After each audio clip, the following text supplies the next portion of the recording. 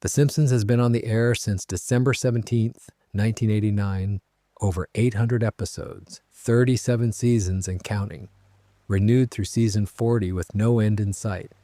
It is the longest-running American animated series in history and the longest-running primetime scripted show, period. Millions of people grew up watching it as a harmless family comedy. Yellow people, donuts, couch gags, Bart saying, "Eat my shorts." Just good, clean fun on a Sunday night. But here's the thing. Underneath all of that, underneath the bright colors and the catchphrases and the celebrity cameos, there is a show that has gone to places no family program should ever go. Episodes that deal with death, with psychological trauma, with child abuse and suicide and murder. Stories that, if you describe them to someone who had never seen the show, they would never believe you were talking about a cartoon that airs at 8 o'clock on a Sunday. And that's just what happened on screen. Behind the scenes, the real story is somehow even darker. Voice actors murdered, composers fired after decades of service, characters erased from history overnight. A show that has outlived many of the people who created it, running on and on while the world around it keeps changing and the people who gave it life kept dying. The deeper you go into The Simpsons, the worse it gets. And I mean that literally. We're going to start at the surface with episodes you probably watched as a kid without thinking twice. And by the end, we'll be in territory that most fans have no idea exists. So settle in. This is going to take a while. Let's start at the surface. There's an episode in season 8 called Homer's Enemy. It aired on May 4th, 1997. It was written by John Swartzwelder, the most prolific writer in the show's history with 59 episodes to his name. And to this day, it holds a 9.3 out of 10 on IMDb, making it the single highest-rated episode of The Simpsons ever produced. Higher than Cape Fear, higher than Marge versus the Monorail, higher than You Only Move Twice with Hank Scorpio. The one episode that fans have collectively agreed is the absolute peak of the entire series is an episode about a man being slowly driven to insanity and death. Here's how it works. Frank Grimes gets hired at the Springfield nuclear power plant. He's a new character, we've never seen him before. And unlike basically every other person in Springfield, Frank Grimes is a realistic human being. He grew up an orphan, he put himself through school, he earned every single thing in his life through grinding, exhausting hard work. He studied science by mail, he pulled himself up from nothing. And when he arrives at the plant, he discovers Homer Simpson. Homer Simpson, the guy who sleeps on the job, the guy who has caused multiple nuclear meltdowns, the guy who got his position as safety inspector through sheer dumb luck and has never done a single day of competent work in his entire career. And yet Homer has a house, a wife who loves him, 3 kids, a 2-car garage, he's been to space, he's won a Grammy, he once toured with the Smashing Pumpkins. Frank Grimes has done everything right and has almost nothing to show for it. Homer Simpson has done everything wrong and the universe keeps handing him rewards. Grimes can't handle it. He can't process how someone this incompetent, this genuinely dangerous, can be this successful and this beloved. He tries to expose Homer. He tricks Homer into entering a children's nuclear power plant design contest, thinking Homer will embarrass himself. But Homer wins. Of course he wins. The judges love his design. Everyone congratulates him.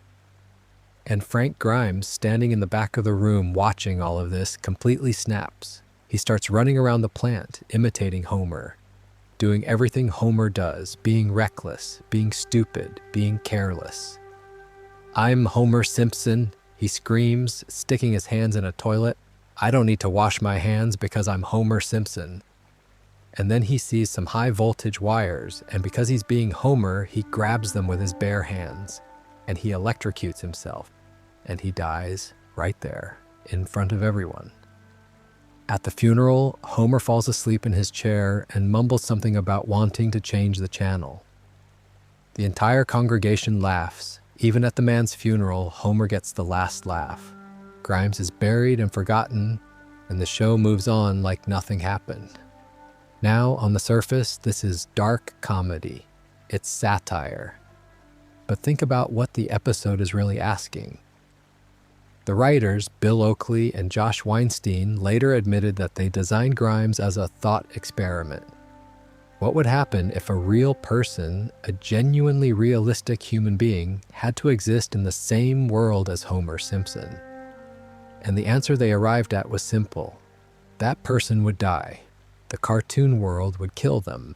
Homer is not just a lovable oaf. In this episode, the show deliberately forces you to see Homer through Grimes' eyes. And through Grimes' eyes, Homer is a menace, a man whose incompetence destroys everything it touches, who faces no consequences, who stumbles upward while hardworking people collapse around him. The writers even said they took, and I'm quoting here, a certain sadistic glee in watching Grimes fail. They wanted to show that in real life, being Homer Simpson could be really dangerous and life-threatening. That's the highest rated episode of The Simpsons, not a heartwarming family story, not a clever satire. A story about a man being ground into dust by a universe that rewards stupidity and punishes effort. And the worst part is, you laughed. We all laughed. We were on Homer's side the whole time. And a man died because of it.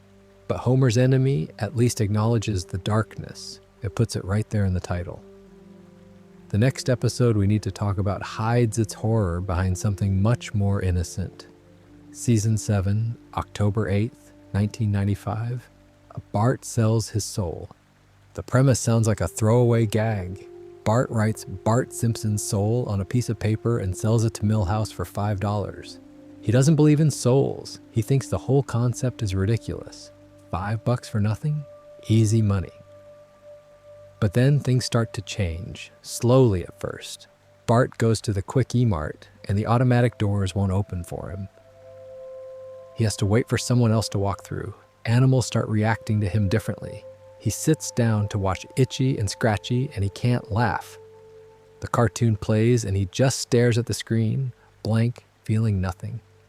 Something essential has been removed from him, something invisible but vital. And then come the nightmares. Every kid in Springfield is rowing a boat across a calm lake. Each one of them has a glowing companion beside them, a translucent version of themselves, their soul. They're rowing together towards something beautiful on the other shore. But Bart is alone in his boat, no companion, no soul beside him, and his boat won't go straight. It just spins in circles while everyone else rows away. He can hear them laughing and playing and moving forward, and he's stuck, spinning, alone, watching them disappear into the distance. And then Sherry and Terry, the twins, chant at him from their boat. Bart, it's time to end this dream, and don't forget the standard scream. And Bart wakes up screaming. That aired during primetime on the Fox network. A 10-year-old having existential nightmares about being separated from his own soul while his peers move on without him. If you strip away the cartoon visuals and just describe what's happening in that scene, it sounds like something from a psychological horror film. But it gets worse. Bart tries to buy his soul back from Milhouse. Milhouse sold it to Comic Book Guy. Comic Book Guy sold it to someone else. The soul is gone. Bart is desperate now. He's not joking anymore. He can feel the absence. Late at night, he goes to a police car where Ralph Wiggum is sitting alone while his dad is off doing something. Bart approaches Ralph through the window and says, "I need a soul, Ralph. Any soul. Yours." Ralph starts screaming in terror. Chief Wiggum comes running back. Bart hisses and vanishes into the fog like an animal. Think about that scene for a second. Bart Simpson, the class clown, the prankster, the kid everyone in America wore on their t-shirts, is stalking a smaller child at night trying to steal his soul. He's been reduced to something inhuman, something predatory. And the show plays it completely straight. There's no punchline, there's no wink at the camera. Bart is suffering and the episode wants you to feel it. At dinner, Lisa says grace. She prays for the food, for the family, for everyone's soul except Bart's. She just skips him. His own sister doesn't include him.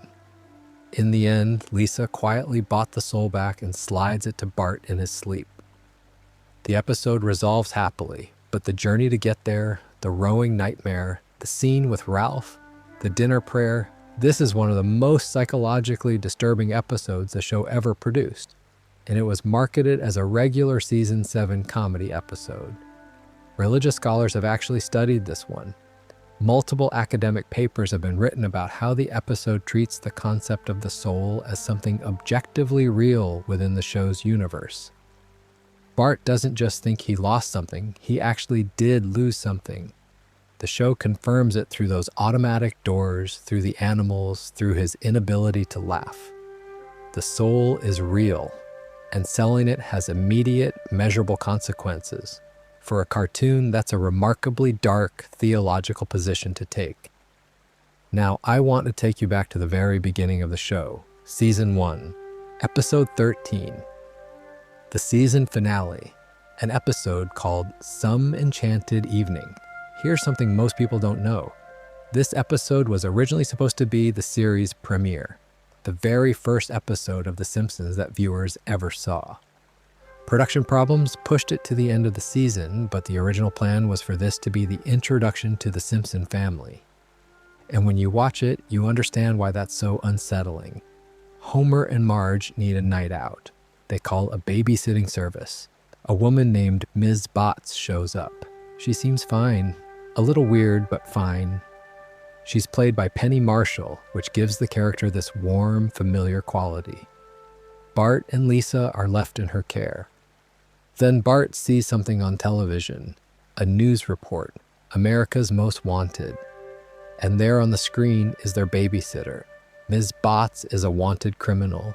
She's been robbing families across the country, and she's in their house right now. What follows is genuinely tense.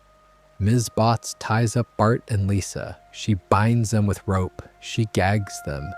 She cuts the telephone line so they can't call for help. She starts going through the house, taking everything valuable. The children are bound and helpless in the living room while a criminal ransacks their home. They eventually escape, knock her out with a baseball bat, and retie her. But then Homer and Marge come home. Homer doesn't know what happened. He sees a woman tied up on the floor, assumes the kids were being naughty, and unties Ms. Botts. She walks out the front door and disappears into the night.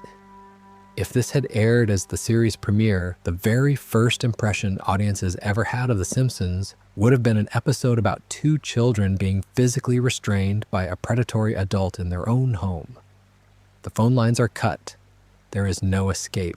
The parents are gone. The danger is real. This wasn't Treehouse of Horror. This wasn't a Halloween special. This was supposed to be the introduction. Here's the Simpson family. Welcome to the show. Now watch their children get tied up by a fugitive.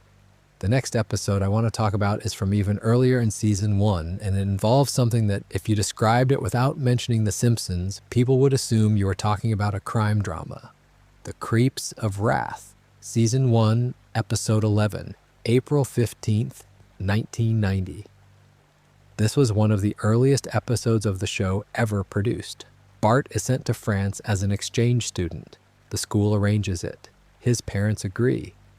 A 10-year-old boy is shipped to another country to live with strangers. The strangers are two men who own a vineyard. And from the moment Bart arrives, they put him to work. Not help around the housework, actual labor. He picks grapes, he hauls equipment, he sleeps on the floor.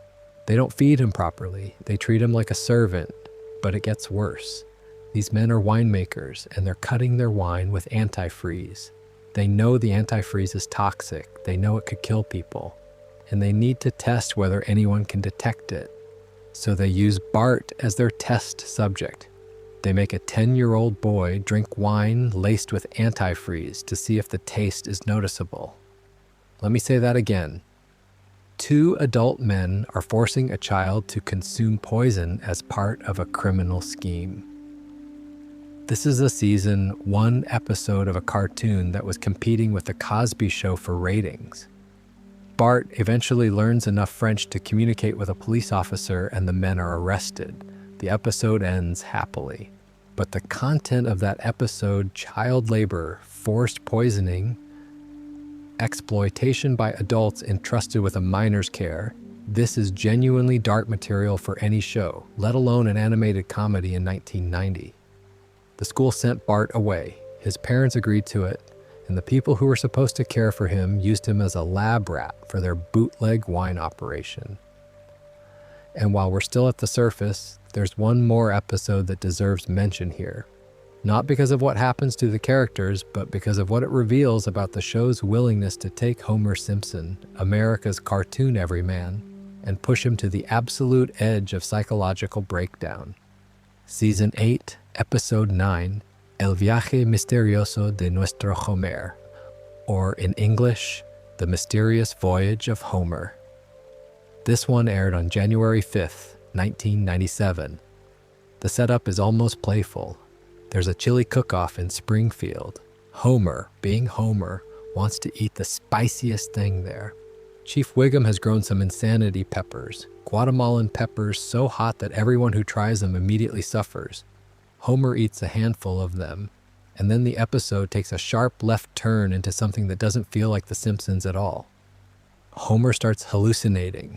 The animation style changes completely. Suddenly he's in a vast desert landscape rendered in a style that looks more like a Salvador Dali painting than a Fox cartoon. The sky warps, the ground shifts. A tortoise made of light guides him through the wasteland. He climbs a pyramid made of peppers and meets a coyote, voiced by Johnny Cash in one of the most surreal guest appearances in the show's history. The coyote tells Homer that he needs to find his soulmate, that Marge might not be the one, that there's something fundamentally wrong at the center of his life. And he's been too numb to notice. When the hallucination ends, Homer is in a golf course, miles from home, with no memory of how he got there. And instead of shaking off the experience, he takes it seriously. He starts questioning whether Marge is really his soulmate. He starts pulling away from her. He wanders through Springfield at night, alone, searching for some kind of meaning that the peppers showed him, but that reality refuses to provide. The episode resolves when Homer realizes that Marge is his soulmate. He finds her at a lighthouse and they reconcile. But the middle section of this episode, the hallucination sequence, is one of the most genuinely unsettling things the show ever produced. Homer's lost in a psychological wilderness. He's confronting the possibility that the foundational relationship of his life, the thing that everything else is built on, might be hollow. He's having what amounts to a spiritual crisis triggered by hallucinogenic peppers, and the show plays it with absolute sincerity. There's no laugh track during the desert sequence. There's no wink at the audience. Homer is suffering, and the episode asks you to sit with that suffering in a landscape that feels more like a fever dream than a comedy. The hallucination imagery itself is deeply strange.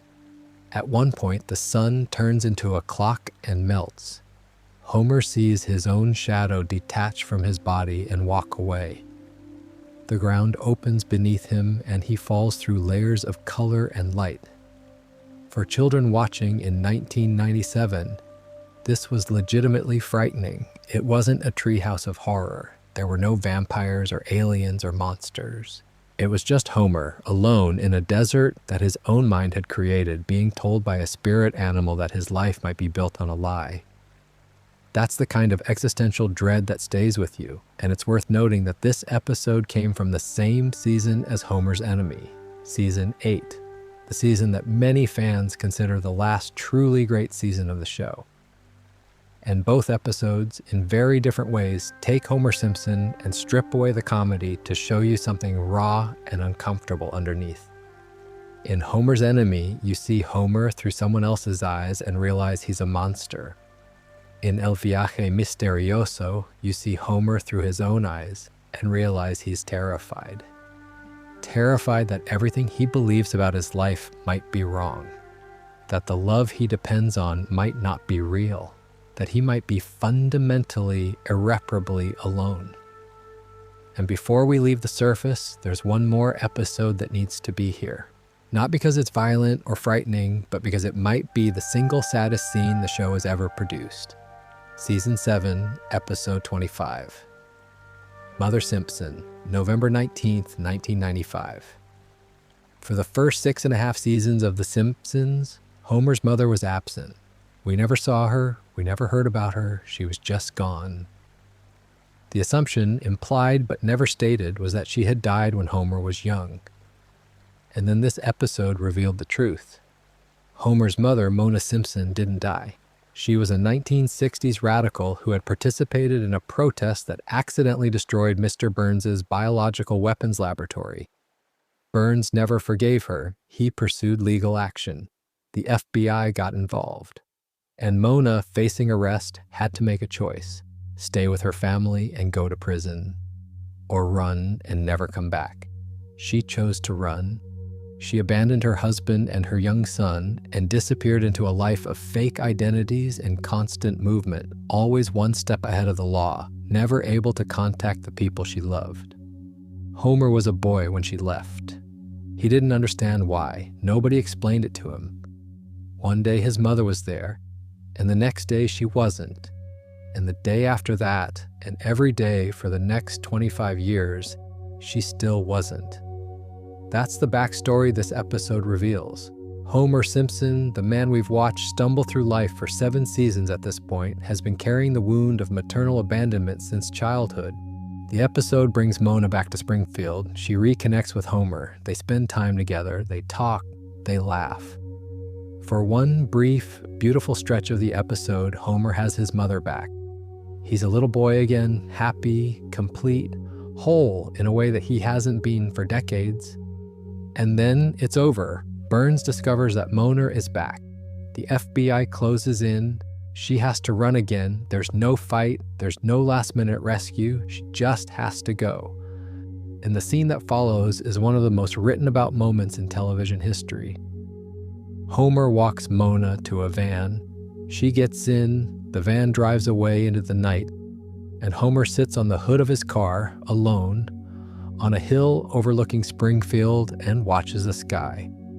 He doesn't say anything. He doesn't cry. He just sits there staring up at the stars as the credits roll over him in silence. There's no music. There's no voiceover. There's no joke. Just a man sitting alone on a hill watching the sky after his mother left him for the second time.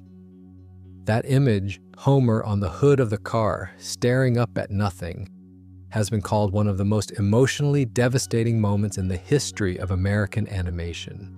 It's the show at its most honest.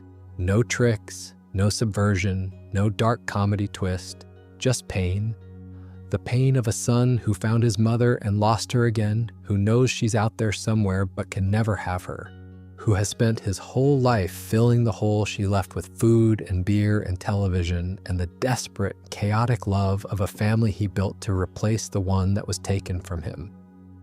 It recontextualizes everything about Homer, his neediness, his clinginess with Marge, his fear of abandonment, his desperate desire to be liked by everyone.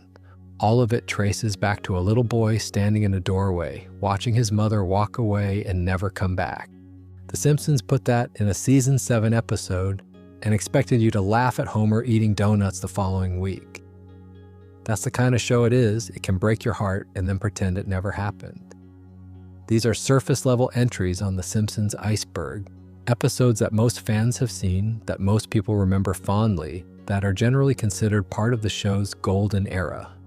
But when you actually stop and describe what happens in them, when you strip away the animation and the laugh track and the couch gags, what you're left with is a show that has always been willing to go to places that no family program should go. A man worked to death by an indifferent universe. A boy stripped of his soul and driven to predatory desperation. 2 children bound and gagged by a criminal. A child forced to drink poison in a foreign country. And a man wandering through a hallucinatory desert, terrified that the love of his life doesn't actually love him. And that's just the surface. Before we go deeper, make sure you're subscribed to the channel, because trust me, it gets much worse from here. Welcome to the shallow waters. The episodes we just talked about are dark when you think about them, sure, but they still feel like The Simpsons. They still have jokes. They still resolve neatly. From here on out, the darkness stops being subtext and starts becoming the actual text. These are episodes that deal with real human pain, real psychological damage, wrapped in yellow paint and broadcast to millions of families on a Sunday night. Let's start with Season 2, Episode 11, One Fish, Two Fish, Blowfish, Bluefish. January 24th, 1991. This is only the second season of the show. The series is barely a year old.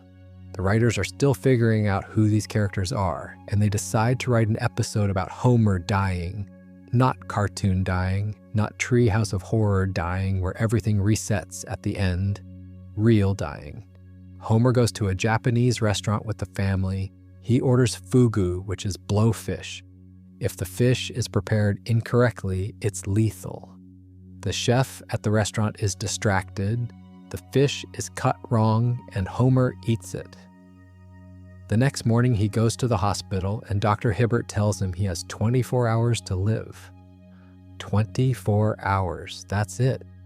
And the episode doesn't play this for laughs. I mean, there are funny moments in it, sure. Homer goes through the 5 stages of grief in about 11 seconds. But the core of the episode is played completely, devastatingly straight. Homer makes a list of things he wants to do before he dies. He wants to have a man-to-man talk with Bart. He wants to listen to Lisa play the saxophone one more time. He wants to tell off Mr. Burns. He wants to be intimate with Marge one last time. He wants to make a recording for Maggie because Maggie is a baby and she won't remember him when she grows up. She'll never know who her father was unless there's a tape. And Homer sits in Maggie's room with a tape recorder and tries to say something meaningful. Tries to leave something behind for a daughter who will have no memory of him. He tells her that he loves her. He tells her that she's special. He keeps stopping and starting because he can't get the words right. This is a man recording his own eulogy for a baby, and it's one of the most heartbreaking scenes the show ever produced. The night goes on. Homer stays up because he doesn't want to waste a single minute of his last hour sleeping. Marge stays up with him. They sit together. And then Marge falls asleep. She can't help it. She's exhausted, and now Homer is alone. It's 4 a.m, and Homer Simpson is sitting in his living room chair in the dark, completely alone, waiting to die. Everyone else in the house is asleep. Nobody is with him. He picks up a Bible and starts reading. And we watch him in silence, turning pages as the clock ticks closer to morning. Dawn comes. Light fills the room. And Homer is still alive. He didn't die. The fish wasn't lethal after all, or he got lucky, or whatever the explanation is. He wakes up and he's alive, and the episode ends with him walking outside into the morning light, determined to live every day to the fullest. The very next scene shows him sitting on the couch eating pork rinds and watching bowling on television, completely unchanged. Life goes on, but that scene in the chair, that scene at 4 a.m, a man alone in the dark, waiting for death, flipping through a Bible he's probably never read while his family sleeps peacefully upstairs, not knowing that their husband and father is downstairs saying goodbye to the world. That is not a comedy scene. That is not a cartoon moment. That is a piece of writing about mortality that would be devastating in any medium, and it happened in the 20th episode of an animated sitcom on the Fox network in 1991. The episode is frequently cited as one of the first times The Simpsons proved it could be more than just a gag delivery system. It showed that these cartoon characters could make you feel something real. But the reason I'm including it here in the shallow waters of the iceberg is because of what it revealed about the show's willingness to confront genuinely adult themes: death, isolation, the terror of running out of time, the impossibility of saying everything you need to say to the people you love. These are themes that most live-action dramas struggle to handle well, and The Simpsons tackle them in Season 2. Now let's talk about an episode that takes a different kind of emotional knife and twists it. Season 7, Episode 11. Marge Be Not Proud. December 17th, 1995. Bart wants a video game, Bone Storm. Every kid in Springfield has it. He begs Homer and Marge to buy it for him, but it's too expensive.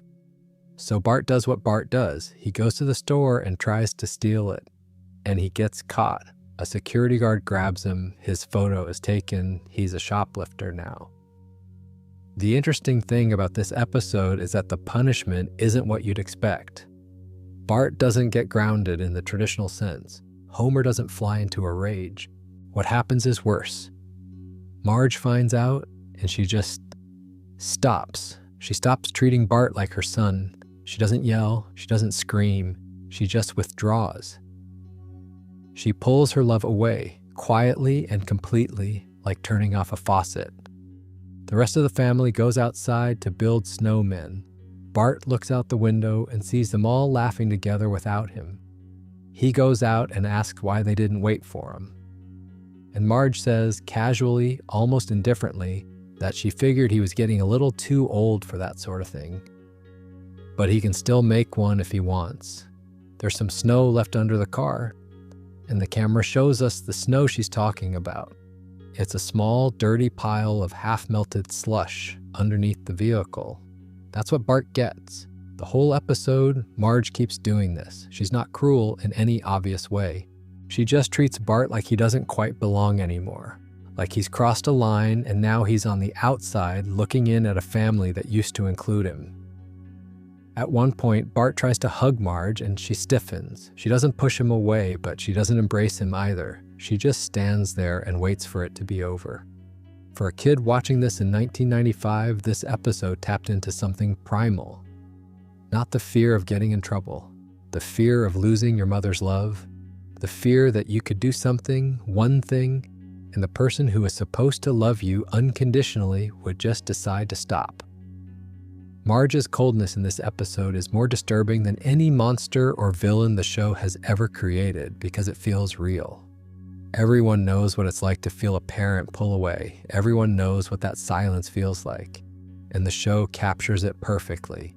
Bart eventually buys Marge a framed photo of himself as a Christmas present, basically begging her to remember who he is and love him again. And she does. The episode resolves warmly. But the damage of watching Marge treat her own son like a stranger for 20 minutes, of watching Bart scramble desperately to earn back something that should never have been taken away, that sticks with you. The next episode we need to talk about is the one that fundamentally changed the show.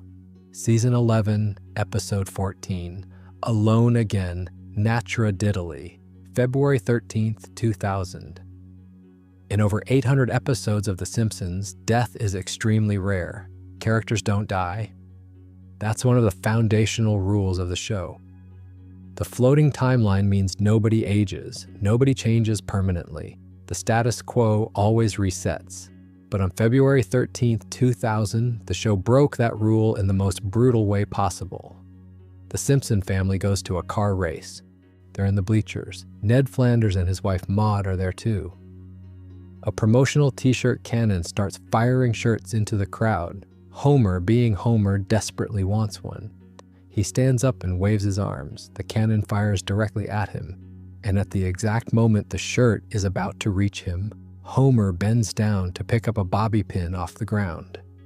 The shirt sails over Homer's head, hits Maude Flanders directly in the chest, and knocks her backwards over the top of the bleachers. She falls to the pavement below, and she dies right there, in front of her husband and children. Maude Flanders, a character who had been on the show since the very first season, is dead. Not in a treehouse of horror, not in a dream sequence. Dead. Permanently. She never comes back. The way it happens is what makes it so disturbing. There's no build-up, no foreshadowing, no dramatic music. 1 second she's sitting in the stands watching a car race, and the next second she's dead because Homer ducked at the wrong moment. It's so sudden and so random that it mirrors the way death actually happens in real life. People don't die on schedule. They don't die when the plot demands it. They die because a t-shirt cannon fires at the wrong angle and someone bends down at the wrong time. And then the episode has to deal with the aftermath. Ned Flanders, the most devout Christian in Springfield, the man whose faith has been his defining characteristic for 11 seasons, completely falls apart. He loses his faith, he stops praying, He can't understand why God would take his wife in such a pointless, absurd way. Ned, the man who has trusted God through everything, who has been the moral backbone of the entire neighborhood, is broken. The real story behind this episode makes it even worse. The reason Maud Flanders was killed off was because of a salary dispute. Maggie Roswell, the actress who voiced Maud, had asked for more money to cover her commuting costs. She was flying in from Colorado to record in Los Angeles, and the travel expenses were eating into her pay. The production team said no. Roswell left the show, and rather than recast the character, they killed her. So the real reason Maud died wasn't a creative decision. It wasn't about serving the story or exploring new territory with Ned's character. It was about money. A voice actress asked for a raise to cover her plane tickets. The network refused. And a character who had been part of the show since 1990 was killed off in the most meaningless way possible. The randomness of Maud's death on screen is mirrored by the randomness of the real-world business decision that caused it. Sometimes people disappear from your life not for any meaningful reason, but because someone somewhere decided they weren't worth the cost. And this brings us to something that most people don't remember, or more accurately, something most people don't realize was as dark as it actually was. Season 1, Episode 3, Homer's Odyssey, January 21st, 1990. This was the third episode of The Simpsons ever aired. The show had been on television for exactly 2 weeks. Audiences were still learning who these characters were. And in the third episode, Homer Simpson tries to kill himself. Homer gets fired from the nuclear power plant. He can't find another job. He feels worthless. He feels like a burden on his family. He sits down and writes a note, a goodbye note. He tells his family that he loves them and that they'll be better off without him. And then he walks to a bridge. He walks to a bridge to jump. His family follows him. They find the note and they race after him and they catch him just in time. They tell him they need him. They tell him he matters. He steps back from the edge. The crisis passes. Homer finds new purpose by becoming a safety advocate in Springfield. The episode continues and life goes on. But that happened in the third episode ever. Before The Simpsons was a cultural institution, before it was the longest running show in history, before it won Emmy Awards and became a billion-dollar franchise. Homer Simpson, America's favorite cartoon dad, was suicidal. He wrote a suicide note and walked to a bridge with the intention of ending his life because he couldn't provide for his family. If you watch this episode now with the knowledge of everything the show became, it's almost surreal. This character who we would spend the next 35 years laughing at, who would go to space and win Grammy Awards and meet presidents and become the most recognizable cartoon character on the planet, was standing on a bridge in 1990 preparing to jump. That darkness was baked into the show's DNA from the very beginning. The Simpsons didn't gradually get dark over time. It started dark, Episode 3, Suicide. That was always part of the foundation. And there's something else about that episode that deserves attention. It aired in January of 1990. The conversation around mental health and suicide in media was completely different than it is today. There were no content warnings. There were no helpline numbers at the end of the episode. There was no sensitivity consultation. The show just told the story. A man lost his job and wanted to die. That's how the third episode of the most successful cartoon in history begins, with a man deciding that his family would be better off if he was dead. Before we leave the shallow waters, there's one more episode that belongs here. Season 8, Episode 17, My Sister, My Sitter. March 2nd, 1997. On the surface, it's a simple premise. Lisa starts a babysitting business. She's responsible, she's mature, she's 8 years old, and she wants to prove she can handle adult responsibilities. Her parents go out for the evening and leave her in charge of Bart. What follows is a slow escalation of horror that, again, would be genuinely disturbing if it weren't happening in a cartoon. Bart refuses to cooperate. He's 10 years old and he resents being babysat by his younger sister, so he does everything he can to make the night miserable. He orders expensive food on the phone. He refuses to go to bed. He pranks Lisa relentlessly. And then something goes wrong. Bart falls down the stairs. He lands at the bottom, unconscious, his arm twisted at an unnatural angle. He's not moving. Lisa is alone in the house with an unconscious brother and a baby sister. She's 8 years old. She panics. But instead of calling an ambulance, which is what any rational person would do, she makes a different calculation. If she calls for help, everyone will know that something went wrong on her watch. Her babysitting business will be ruined. Her reputation will be destroyed. So she decides to handle it herself. She puts Bart in a wheelbarrow. She puts Maggie in the wheelbarrow too. And she starts pushing them through the streets of Springfield at night, trying to get to the hospital without anyone noticing. But people do notice, and what they see is an 8-year-old girl pushing an unconscious boy and a crying baby through the dark streets of town. They don't see a panicked babysitter. They see something much worse. They assume Lisa has hurt Bart, that she's done something terrible to him, that she's trying to dispose of the evidence. The scene where Lisa is spotted by the townspeople pushing the wheelbarrow with Bart's limp body and Maggie wailing beside him is played with a darkness that goes well beyond comedy. People stare, people whisper, someone calls the police. The implication hanging in the air is that this little girl has beaten or possibly killed her brother.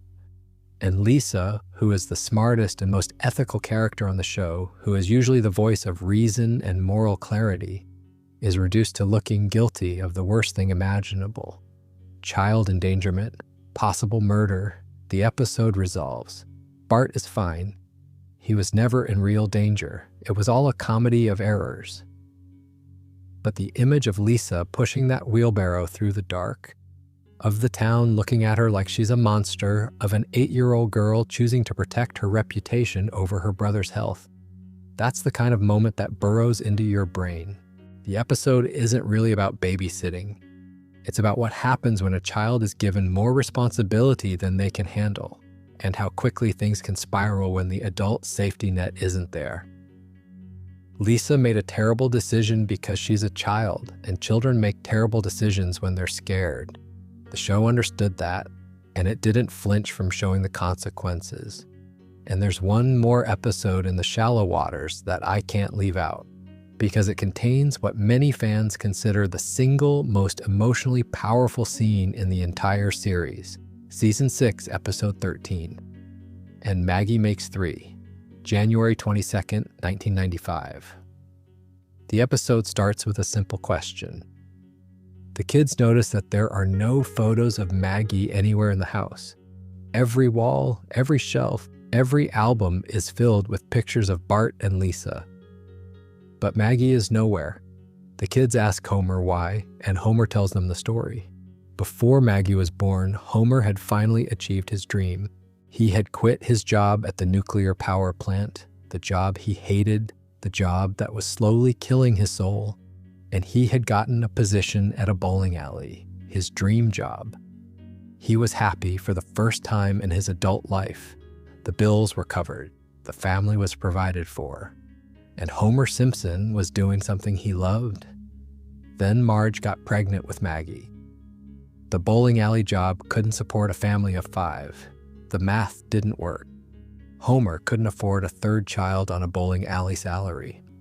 And so he had to go back to the nuclear power plant, back to Mr. Burns, back to the job that crushed him. He had to walk into Burns's office and beg for his old position back. And Burns, being Burns, made it as humiliating as possible. He gave Homer his job back, but he also installed a plaque above Homer's workstation, a plaque that reads, "Don't forget, you're here forever. Don't forget, you're here forever." That's the message Homer sees every single day when he sits down at his desk. A permanent reminder that he traded his happiness for his responsibility, that the life he wanted was replaced by the life he had to accept, that the dream is over and it's never coming back. But then the episode shows you Homer's workstation one more time. and the plaque is different now. Homer has covered parts of the letters with photographs of Maggie.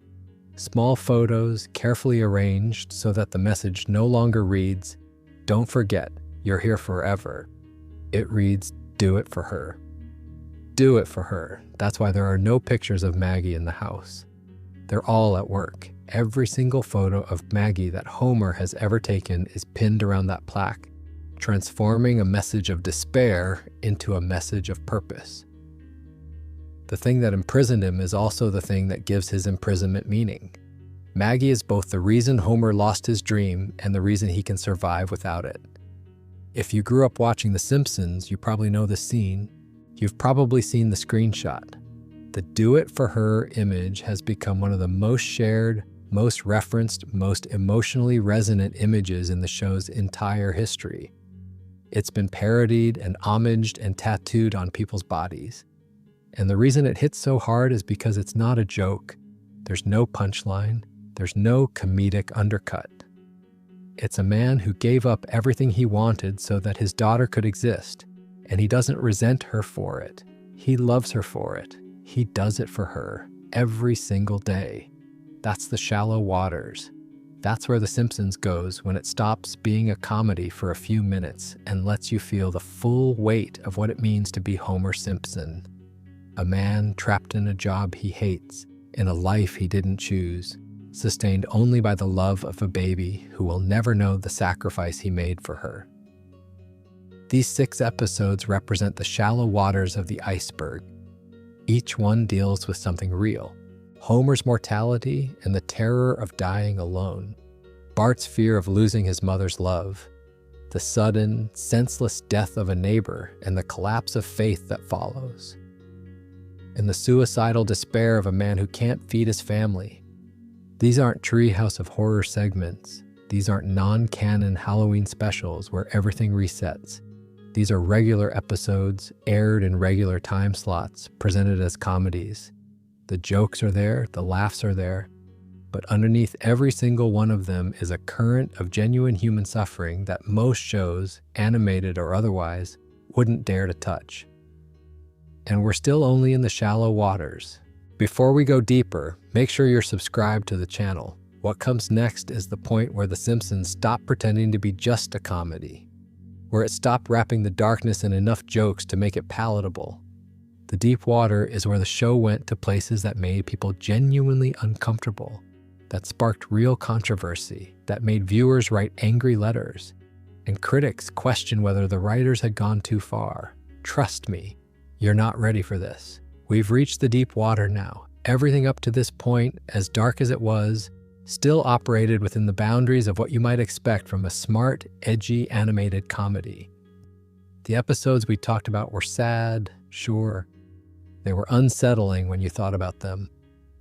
But they were still recognizably The Simpsons. From here, we're entering territory where the show stopped caring about those boundaries entirely, where episodes aired that made people genuinely angry, where writers went so far that critics, fans, and even members of the show's own staff questioned whether they should have.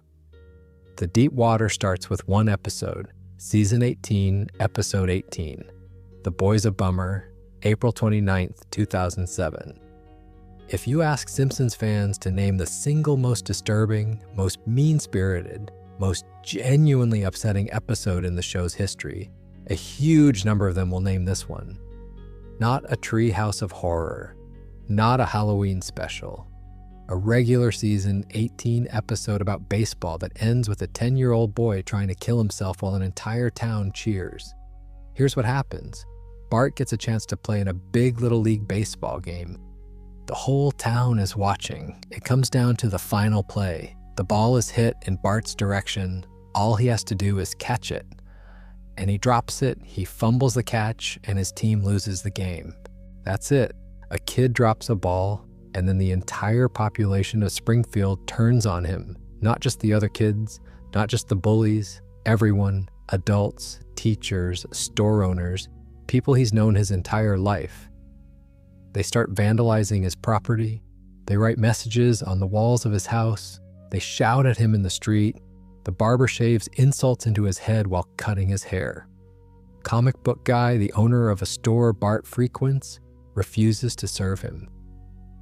The whole town collectively decides that Bart Simpson is worthless because he dropped a baseball in a children's game. And it doesn't stop. It escalates. Day after day, the abuse continues. Bart can't go anywhere without being humiliated. He can't walk down the street without someone reminding him that he failed. A 10-year-old boy is being systematically bullied by every adult in his community because of a single error in a baseball game that should have been forgotten by the next morning. Bart climbs to the top of the town water tower. He stands on the edge. He looks down. And then he jumps. He actually jumps. A 10-year-old cartoon character attempts suicide by jumping off a water tower because the entire town has been psychologically tormenting him over a baseball game. He survives the fall but goes into a coma. And here's where the episode crosses a line that most shows would never go near. The town's reaction to Bart being in a coma is not guilt. It's not remorse. They continue to mock him. They go to the hospital and they continue to berate an unconscious child lying in a hospital bed. The people of Springfield are so invested in their collective hatred of a 10-year-old that even his near death doesn't snap them out of it. Marge finally loses it. She goes on local television and screams at the entire town, shaming them for what they've done. She forces them to see what they are, a community of adults who drove a child to attempt suicide over a game. And the town sheepishly agrees to apologize. They stage a fake baseball game where Bart can make the catch. He comes out of his coma, makes the catch, and the episode ends with everyone celebrating. But you can't undo what the episode showed you. You can't unsee a child jumping off a water tower. You can't unhear an entire community mocking an unconscious boy. The resolution doesn't matter because the damage is done. The episode demonstrated something genuinely horrifying about mob mentality, about how quickly a community can turn on an individual, especially a vulnerable one, about how adults who should know better can become complicit in the destruction of a child simply because everyone else is doing it. And The Simpsons aired this at 8 o'clock on a Sunday night on the Fox network as a comedy in 2007. The episode was widely criticized. Fans called it the darkest and most mean-spirited entry in the show's history. Television critics questioned the writer's judgment, and the response from the show's team was essentially that yes, they knew they were going far, and they did it anyway. The Boy's a Bummer stands as a monument to how far The Simpsons was willing to push the concept of dark comedy before the comedy part stopped mattering entirely.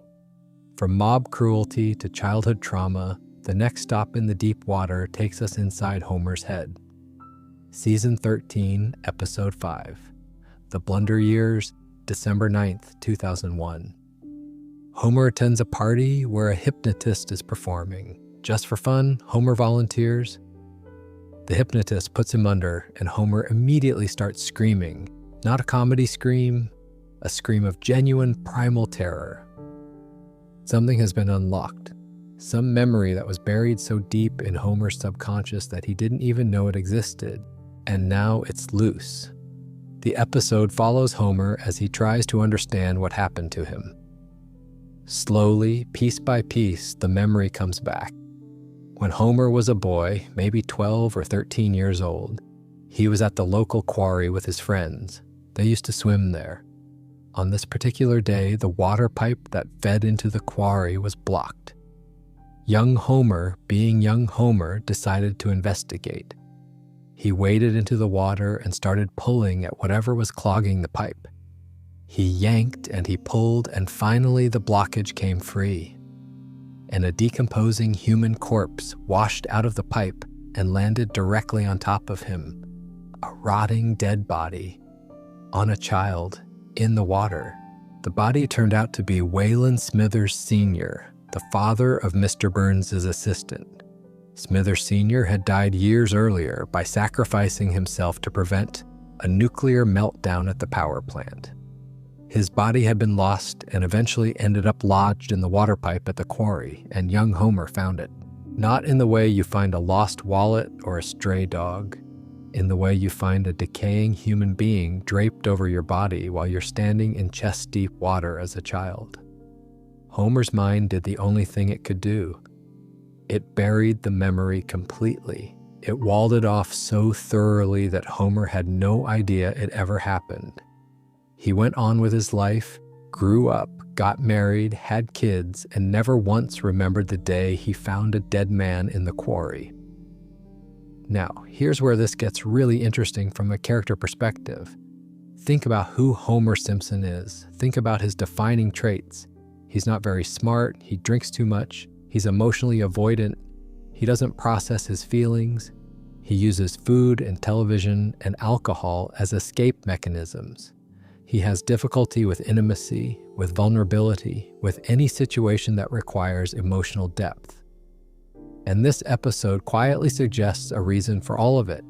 What if Homer's entire personality is a trauma response? The show never says it explicitly. It never has a character turn to the camera and say, Homer Simpson is stupid because he found a dead body as a child. But the implication is there. The correlation between a catastrophic childhood trauma and a lifetime of emotional avoidance is too obvious to ignore.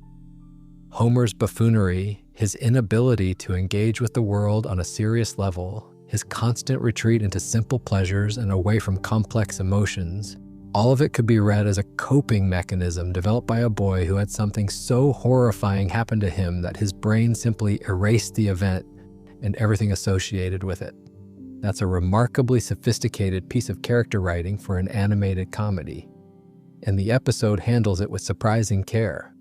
Homer doesn't just shrug off the recovered memory. He's genuinely disturbed by it. The revelation about Smithers Sr.'s death connects to larger questions about the nuclear plant, about Mr. Burns, about the hidden costs of Springfield's industrial economy. But at the emotional center of the episode is a simple, devastating idea. A boy found a dead man and couldn't deal with it, so he forgot. And he's been paying the price ever since, in ways he never understood. Speaking of Bart being hunted, let's talk about Cape Fear. Season 5, Episode 2, October 7th, 1993.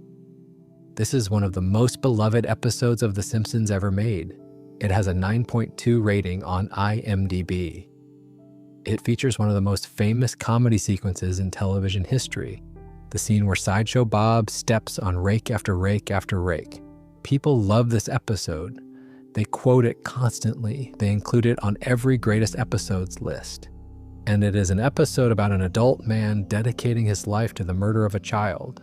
The episode opens with Bart receiving a death threat in the mail, not a vague, implied threat. A physical letter written in blood that says, in all capital letters, "I am going to kill you." Bart is terrified. He can't sleep. He's jumpy and paranoid. He looks over his shoulder constantly. He listens to the radio and the DJ reads a dedication. This one goes out to Bart Simpson with the message, "I am coming to kill you slowly and painfully." The threat is from Sideshow Bob, who has just been released from prison. Bob is educated, intelligent, cultured, and completely fixated on ending Bart's life. This is not a spur-of-the-moment thing. Bob has been planning this from his jail cell. His entire reason for existing at this point in the series is the murder of Bart Simpson. The FBI gets involved. The Simpson family is placed in witness protection. They change their names. They relocate to a houseboat on a lake. New identities, new location, new life. Because the threat to their 10-year-old son is considered so credible and so serious that the federal government has to intervene. But Bob follows them. Of course he follows them. He straps himself to the underside of the family car and rides all the way to their new location. He waits until the family is asleep. He approaches the houseboat. He ties up the entire family, Homer, Marge, Lisa, Maggie, all restrained, and then he turns to Bart. He has a knife. He has the child alone on a houseboat in the middle of a lake with the entire family bound and helpless.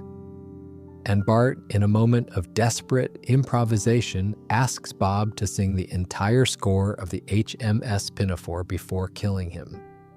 Bob, being the cultured man he is, agrees. He sings the entire operetta. And by the time he finishes, the houseboat has drifted into shallow water near Springfield. And the police are there to arrest him. The rakes are funny, the singing is funny, the comedy in Cape Fear is brilliant. But take away the comedy for a second and look at what actually happens in this episode. A convicted criminal is released from prison and immediately begins stalking a child. He sends death threats, he follows the family across state lines, he bypasses federal protection. He physically restrains 4 members of a family and comes within seconds of stabbing a 10-year-old boy to death on a houseboat. If you told that story without the jokes, if you described those events in a serious tone, it would be indistinguishable from a thriller about a child predator. The only reason it's considered a comedy classic instead of a disturbing tale of obsessive violence is because of the animation style and the rake gag. And think about Sideshow Bob as a character across the entire series. This is a man with advanced degrees, artistic sensibility, and cultural refinement, who has chosen to spend his life pursuing the death of a 10-year-old boy. He goes to prison repeatedly because of this fixation. He escapes repeatedly because of this fixation. His entire character arc, across dozens of episodes spanning decades of the show, is defined by his desire to murder Bart Simpson. That is his purpose. That is his identity. An intelligent, educated adult male whose life's work is killing a child. And the show treats him as a beloved recurring character. The final entry in the deep water brings us to Mr. Burns, specifically Season 6, Episode 20, 24 Greyhounds, April 9th, 1995. Mr. Burns has always been the show's primary villain, but for most of the series, his villainy is played for laughs. He's old, he's frail, he can't remember anyone's name. He has a catchphrase where he tenses his fingers and says, "Excellent." He's more of a cartoon villain than a real threat. But this episode reminds you of what he actually is. Santa's little helper, the Simpson family dog, has puppies, 25 of them. And Mr. Burns sees these puppies and decides he wants them, not to love them, not to care for them. He wants to skin them and turn their fur into a tuxedo. Burns and Smithers steal the puppies from the Simpson household. Bart and Lisa track them down. They find Burns at his mansion with the 25 puppies, and he has laid out his plan in detail. He's going to kill them, take their pelts, and fashion them into clothing. When Bart and Lisa confront him about this, Burns doesn't deny it. He doesn't apologize. He sings a song about it. See My Vest is a full musical number, cheerful and catchy, in which Burns catalogs all the animals he's killed for fashion: a rhino, a poodle, an albino African endangered turtle. He sings about murder with the energy of a Broadway performer, and you find yourself humming along because the melody is genuinely good. But underneath the song, the situation is real. A man has stolen 25 newborn puppies and intends to kill them. And when 2 children discover his plan, he seriously considers murdering them too. Burns contemplates killing Bart and Lisa to protect his scheme, 2 kids, elementary school students. He thinks about ending their lives over a fur coat. The episode resolves when Burns decides to keep the puppies alive because one of them can stand on its hind legs, which he finds entertaining. Not because murder is wrong, not because he has a change of heart. Because one puppy did a cute trick. That's the moral calculus of Mr. Burns. 25 lives are worthless unless they can entertain him. And 2 children's lives aren't worth any more than that. This is one of those episodes where the comedy is doing heavy lifting to distract you from what's actually happening. If you just read the plot summary without watching the episode, if you strip away the catchy song and the visual gags and Julie Kavner's voice work, what you're left with is a story about a billionaire who steals animals from a family, plans to kill them for vanity, and considers murdering 2 children when they discover his plan. That is the plot of 24 Greyhounds, and it's considered one of the funniest episodes of the series. Now I know what you might be thinking, Treehouse of Horror doesn't count. Those episodes are non-canon. They're Halloween specials. Nobody dies for real. Nothing carries over. And you're right, technically, but there's a Treehouse of Horror segment that deserves mention in the deep water because of how genuinely horrifying it is, even by horror standards. And unlike most Halloween episodes, this one was aimed squarely at kids watching. Kids who went to school, kids who ate in cafeterias. Treehouse of Horror 5, Season 6. The third segment is called Nightmare Cafeteria. The premise is that Springfield Elementary's lunch budget gets slashed. Principal Skinner and the faculty need to find a way to feed the students. Their solution is to start cooking and eating the students themselves. It starts small. One kid disappears, then another. The teachers serve increasingly suspicious-looking meat in the cafeteria. Bart and Lisa start to notice that their classmates are vanishing one by one. Jimbo, then Uter, the German exchange student who is literally turned into cafeteria food. The faculty aren't hiding it very well. At one point, lunch lady Doris is shown grinding something that is very clearly not beef. The kids who remain start putting the pieces together, but nobody believes them. The adults are all in on it. The segment builds to a scene where Bart, Lisa, and Milhouse are the last students left. They're running through the school, trying to escape, and every door they open leads to another teacher with a knife or a pot. Groundskeeper Willie tries to save them and gets an axe in the back, which is a running gag across all 3 segments of this particular episode. The kids are cornered, they're about to be killed and eaten by their own teachers. And then they fall into a giant blender that's been set up in the basement. They're being processed into food. The segment ends with them screaming as the blades start spinning. Yes, it's a parody. Yes, it's non-canon. Yes, it's a Halloween special. But the imagery of children being systematically hunted and consumed by the adults who are supposed to protect them is nightmarish by any standard. The fact that it's animated doesn't soften it. If anything, the bright, familiar art style of The Simpsons makes it more disturbing. Because these are characters you know. These are Bart's teachers. This is Bart's school. And the message underneath the comedy is that the people in charge of your safety don't actually care about you at all. That you are to the institutions that govern your life nothing more than raw material to be consumed. For kids watching in 1994, that was a lot to process on a school night. And speaking of The Simpsons using its own format to deliver genuinely disturbing commentary, we need to talk about something that happened not in an episode but in a couch gag, Season 22. The episode is called Money Bart, October 10th, 2010. The couch gag was directed by the anonymous street artist Banksy, and it is one of the most shocking 90 seconds in the show's history. The couch gag starts normally enough. The Simpsons are running to their couch, but then the camera keeps going. It pulls back out of the living room, out of the house, out of Springfield, and into a vast industrial complex somewhere in Asia. We see rows of workers in a sweatshop, hunched over desks, hand-drawing frames of The Simpsons. Children are among the workers. The conditions are filthy. The lighting is harsh. A worker dips animation cells in toxic chemicals without any protective equipment. The camera keeps moving. We see The Simpsons merchandise being produced. Bart Simpson dolls are being stuffed by exhausted workers. The stuffing material appears to be made from ground-up kittens. That's not an exaggeration. The gag shows kittens being fed into a wood chipper, and the resulting material being used to stuff Bart Simpson plush toys. Simpsons DVD boxes are being assembled by a sad-eyed panda chained to a desk. A unicorn is being used as a hole puncher for the DVD cases, its horn forced through the plastic over and over. The imagery is deliberately, aggressively dark.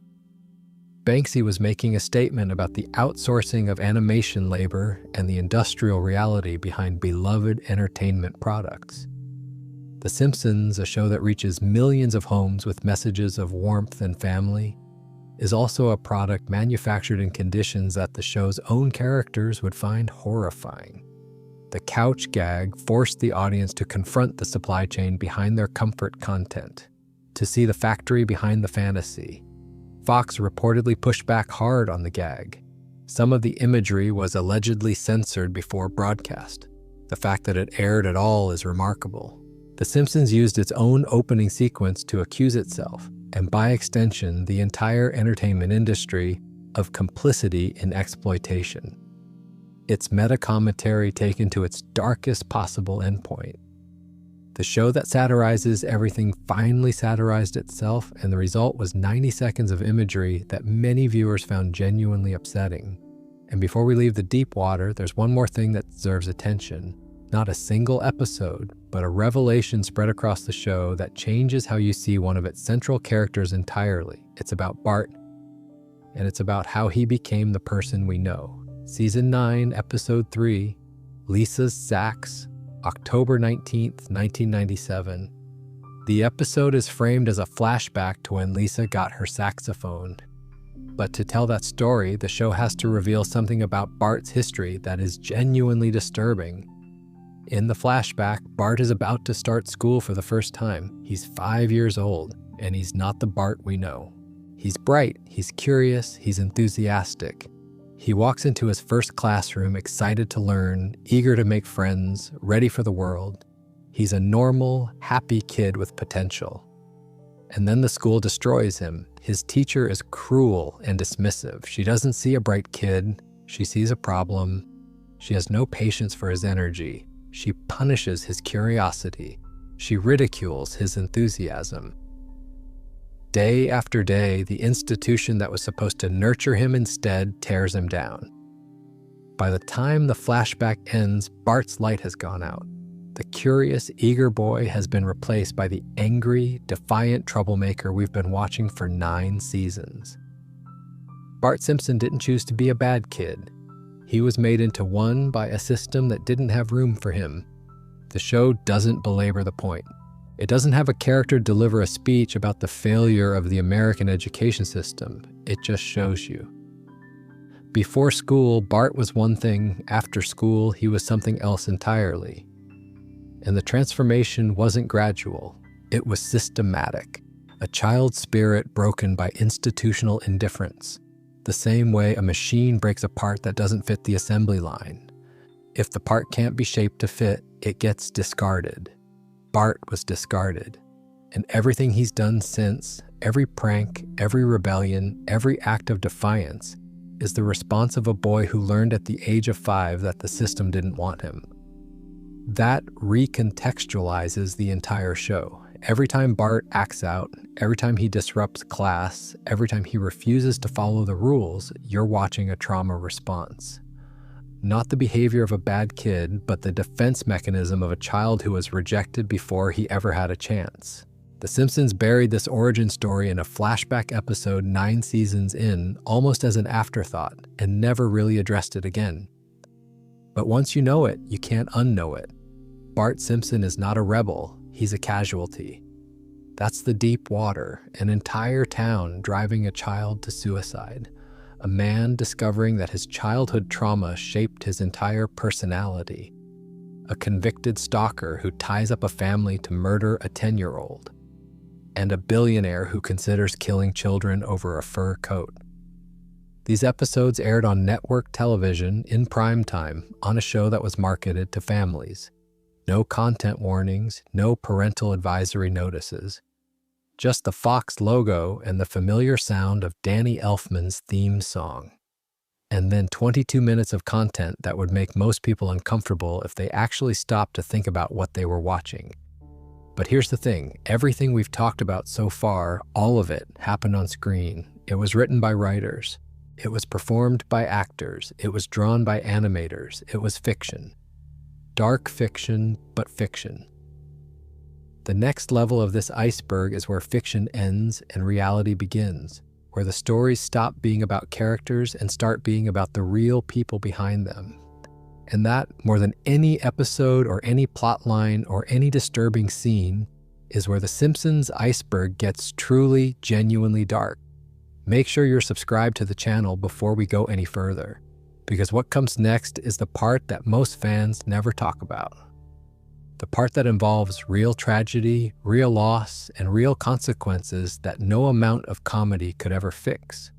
We're in the abyss now. And I need you to understand that what we're about to talk about is fundamentally different from everything that came before.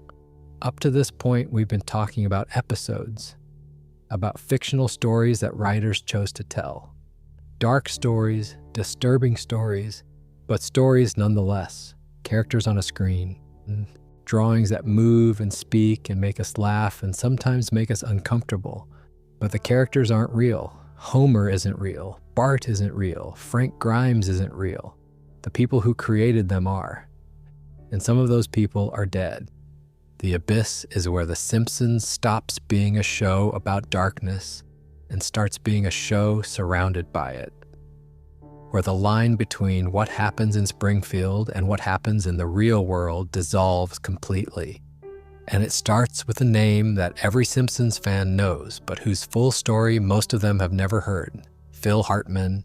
If you've watched any of the first 10 seasons of The Simpsons, you've heard Phil Hartman's voice. He was Troy McClure, the washed-up actor who introduced himself by saying things like, "Hi, I'm Troy McClure. You may remember me from such films as The Revenge of Abe Lincoln and The Wackiest Covered Wagon in the West." He was Lionel Hutz, the incompetent, sleazy attorney who represented the Simpson family in various legal matters, and once offered Homer a business card that doubled as a sponge when you put it in water. He was Lyle Lanley, the smooth-talking con artist who sold Springfield a monorail in one of the most celebrated episodes of the entire series. He was also Moses, a cable guy, God, Bill Clinton, and over a dozen other characters across 52 episodes between 1991 and 1998. Hartman wasn't just a voice actor on The Simpsons, he was considered one of the most versatile performers in American comedy. Before The Simpsons, he spent 8 years on Saturday Night Live, where his castmates gave him the nickname The Glue because of his ability to hold any sketch together regardless of how chaotic things got around him. He could play the lead, or he could play the straight man, he could do impressions, or he could create entirely original characters. He was the kind of performer that other performers talked about with genuine awe. John Lovitz, his close friend and fellow SNL cast member, once called him the best of us. On The Simpsons, Hartman brought something that no other guest performer quite replicated. Troy McClure and Lionel Hutz weren't just funny voices, they were fully realized characters with distinctive mannerisms, rhythms, and comic timing that elevated every scene they appeared in. The showrunners loved working with him so much that they built entire episodes around his characters. A Fish Called Selma, in which Troy McClure marries Selma Bouvier to rehabilitate his career and quash rumors about his personal life, is considered one of the finest episodes of the 7th season. The writers wanted to give Hartman as much to do as possible because he was that good. There were plans for more. Hartman had talked publicly about wanting to star in a live-action Troy McClure movie. He imagined a full feature film based on the character, written by the show's writers, with him in the lead role. Matt Groening later said the idea never got further than enthusiasm, but that it would have been really fun. There was talk of expanding Hartman's role even further, of making Troy McClure a more central part of the show, of building stories that used Hartman's incredible range to explore corners of Springfield that the main family couldn't reach. None of that happened, because on May 28, 1998, Phil Hartman was murdered. The details of what happened are well documented, but no less devastating for being known. Hartman had been married to his third wife, Bryn, for 10 years. They had 2 children. Sean was 9, Bergen was 6. By all public accounts, Hartman was a devoted father. Friends described him as gentle, introspective, and private off-camera. He loved sailing and sketching and spending time with his kids. He didn't need the spotlight all the time, his brother John once said. He just wanted to make people laugh and then go home. But behind the public image, the marriage was troubled. Bryn struggled with substance abuse. She had issues with alcohol and other substances that had been a source of tension throughout the relationship. Hartman had reportedly told her that if she started using again, he would leave. Friends later described the relationship as volatile, marked by Bryn's jealousy and personal struggles. On the evening of May 27th, Bryn went out to dinner with a friend, a television producer named Christine Zander. Zander later told reporters that they didn't talk about any problems. They made plans to see each other the following weekend. It was a normal evening, nothing seemed wrong. When Bryn returned home, she and Hartman got into a heated argument. The specific subject of the argument has never been made fully public, but friends and investigators later suggested it was related to Bryn's substance use.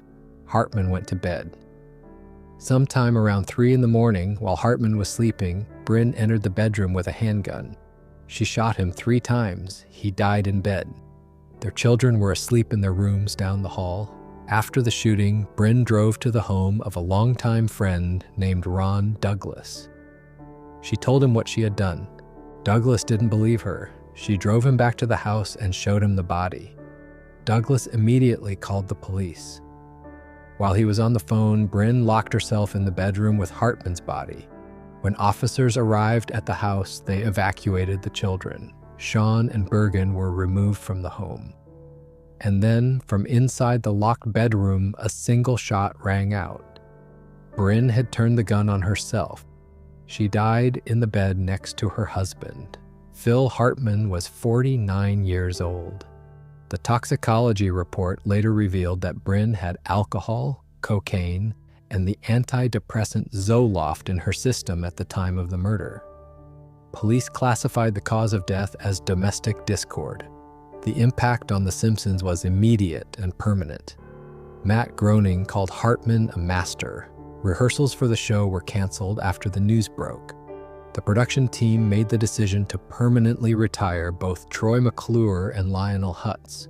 Not recast them, not replace the voice. Retire them entirely. Those characters would never speak again. Hartman's final speaking appearance as Troy McClure had occurred in the 10th season episode Bart the Mother, which aired 4 months after his murder.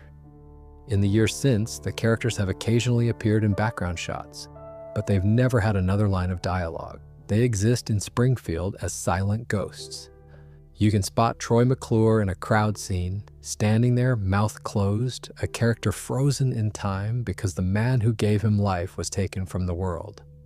Chris Turner, a cultural critic who wrote extensively about The Simpsons, argued that Troy McClure and Lionel Hutz together represent the most significant contribution to the show outside of its permanent cast. He wrote that the show's golden age is hard to imagine without them. And he's right. Those characters and the man who created them defined an era of the show that many fans consider its absolute peak. And that era ended not because of creative choices or network decisions, but because a man was shot in his sleep while his children slept down the hall. Hartman's children, Sean and Bergen, were raised by Bryn's sister and her husband after the tragedy. Hartman reportedly left them his house. They've lived relatively private lives in the years since. They were 9 and 6 years old when they lost both parents in a single night. Every time you watch a classic Simpsons episode and hear that voice say, "Hi, I'm Troy McClure," you're hearing a dead man. You're hearing a performance recorded by someone who was alive and brilliant and full of plans for the future, and who was taken from the world by violence.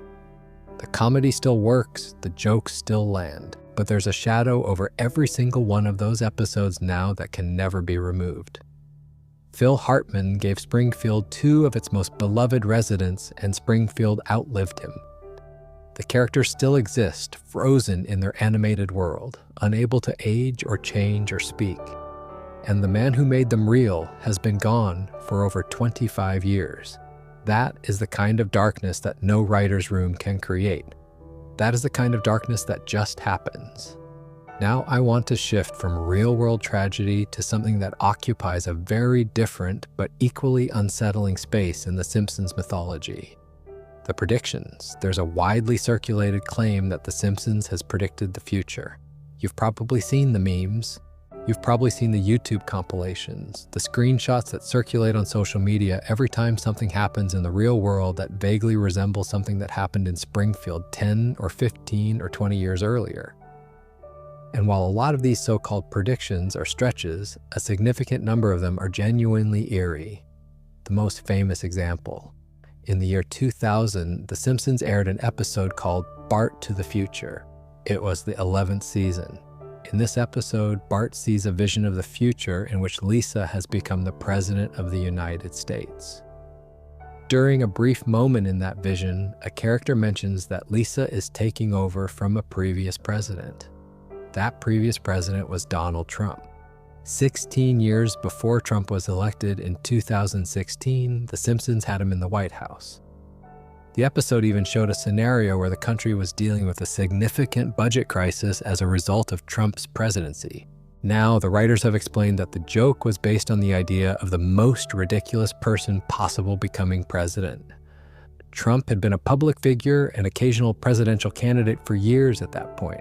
And the gag was that America had already made the worst possible choice before Lisa came along to fix things. It was meant as absurd comedy. The fact that it became reality 16 years later is the kind of coincidence that makes people genuinely uncomfortable. But it doesn't stop there. In 1998, an episode called When You Dish Upon a Star showed the 20th Century Fox logo with a subtitle reading, "A Division of Walt Disney Company." 21 years later, in 2019, Disney completed its acquisition of 21st Century Fox, making this exact scenario real. The show had predicted its own corporate destiny more than 2 decades in advance. The show seemed to anticipate smartwatch technology years before it existed. It depicted video calling as a casual, everyday activity decades before FaceTime. An episode featured a plot involving FIFA corruption before the real-world FIFA scandal broke. There are scenes that appear to prefigure the discovery of the Higgs boson particle. Even the famous three-eyed fish, Blinky, which was always treated as a joke about nuclear waste, eventually found a real-world parallel when a three-eyed fish was discovered near a nuclear power plant in Argentina. None of these are real predictions. The writers of The Simpsons are not psychic, they're not time travelers, they're not plugged into some cosmic network of future information. What they are is a group of extremely well-educated, culturally aware comedy writers who have been producing content continuously for over 35 years across more than 800 episodes. When you write that much material, when you satirize every aspect of modern life for that long, some of your jokes are going to overlap with future reality purely by statistical probability. If you throw enough darts at a board for 35 years, some of them are going to land on the bullseye. But knowing that doesn't make it less unsettling. The sheer volume of accurate coincidences, the specificity of some of them, the way certain episodes seem to capture not just the broad strokes, but the actual details of events that hadn't happened yet, all of that creates an uncanny effect that goes beyond simple probability. It makes the show feel less like a comedy and more like some kind of cultural mirror that reflects things before they happen. And the more predictions that come true, the more people start looking at the ones that haven't come true yet and wondering. The prediction phenomenon has become such a significant part of the show's cultural identity that it now overshadows the show itself for many people. There are millions of people who have never watched a full episode of The Simpsons, but who know about the predictions, who have seen the Trump screenshot, the Disney screenshot, the smartwatch screenshot. The Simpsons has evolved from being a comedy show into being a kind of accidental oracle. And that transformation from entertainment to prophecy is itself a strange and slightly unsettling development in the show's ongoing story, from predictions to erasure. The next piece of the abyss is about an episode that doesn't exist anymore. Season 3, Episode 1. Stark Raving Dad. Aired September 19th, 1991. This was the season premiere, the first episode of what many consider the beginning of the show's golden era. And it featured one of the most famous musicians in the world. Michael Jackson voiced a character named Leon Kompowski. The premise was that Homer gets sent to a mental institution where he meets a large white man who believes he is Michael Jackson. Jackson actually performed the voice for the character, bringing his own reading of the role to the recording booth. He was credited under the pseudonym John J. Smith, both because of contractual reasons and because Jackson reportedly thought it would be funny if people couldn't tell whether it was really him. A sound-alike was brought in to perform the singing parts because Jackson's record label wouldn't allow him to sing on the show, but the speaking voice was Jackson himself. The episode was a cultural event. It was enormously popular. It became a beloved part of the show's early history. For decades, it was considered a classic. Fans loved it, critics praised it. It was included in DVD box sets and syndication packages without any controversy whatsoever. And then, in 2019, everything changed. HBO released a documentary called Leaving Neverland. The documentary featured detailed allegations from two men who said Jackson had abused them as children. The documentary was graphic and specific, and it reignited a public conversation about Jackson's legacy that had been simmering for decades. Al Jean, the Simpsons showrunner, and James L. Brooks, one of the show's executive producers, watched the documentary and made a decision. They pulled Stark Raving Dad from circulation, not temporarily, permanently. The episode was removed from Disney+, it was removed from syndication, it was removed from future DVD releases. Reprinted copies of the Season 3 DVD set simply skip over it. The episode effectively ceased to exist. Stark Raving Dad is the only episode of The Simpsons that has been completely erased from all official channels in the show's entire history. Out of over 800 episodes spanning 37 seasons, this is the only one that the show's creators decided should no longer be available to anyone. Not The City of New York versus Homer Simpson, which was temporarily pulled after September 11th because of its prominent depiction of the World Trade Center, but was later restored. Not any of the episodes that generated controversy in other countries. Just this one.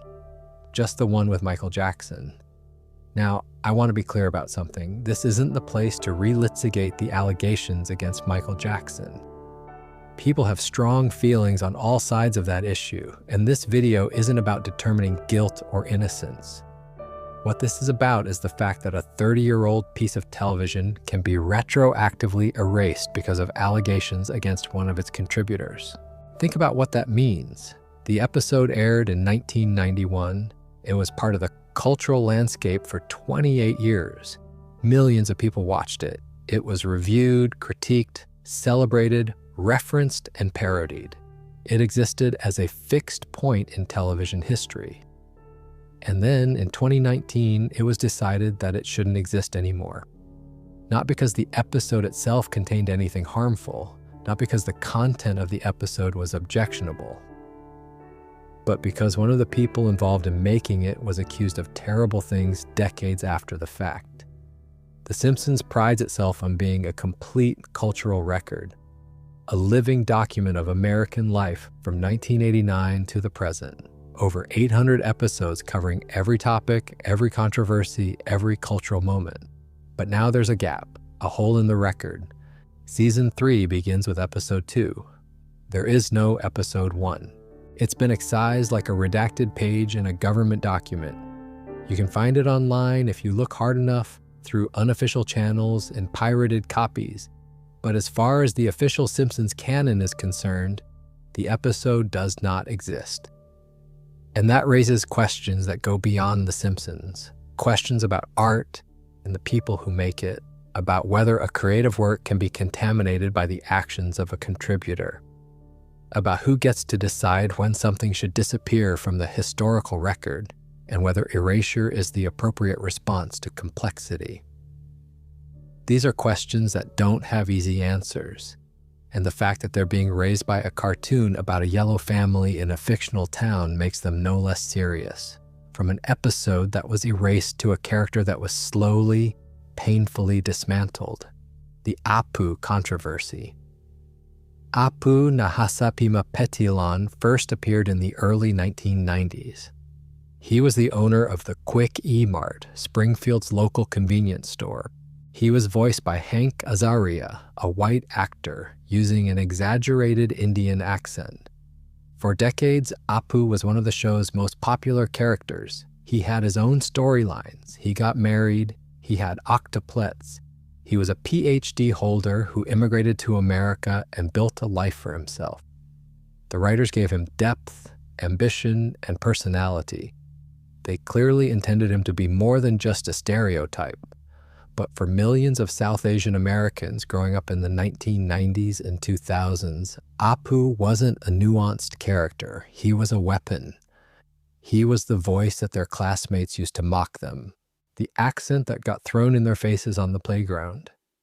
"Thank you, come again" wasn't a catchphrase to them. It was a taunt. It was the thing that bullies said before pushing them, the thing that strangers shouted at their parents in grocery stores, the thing that reduced their entire cultural identity to a single mocking caricature. In 2017, comedian Hari Kondabolu released a documentary called The Problem with Apu. The film explored how the character had affected South Asian Americans over 3 decades.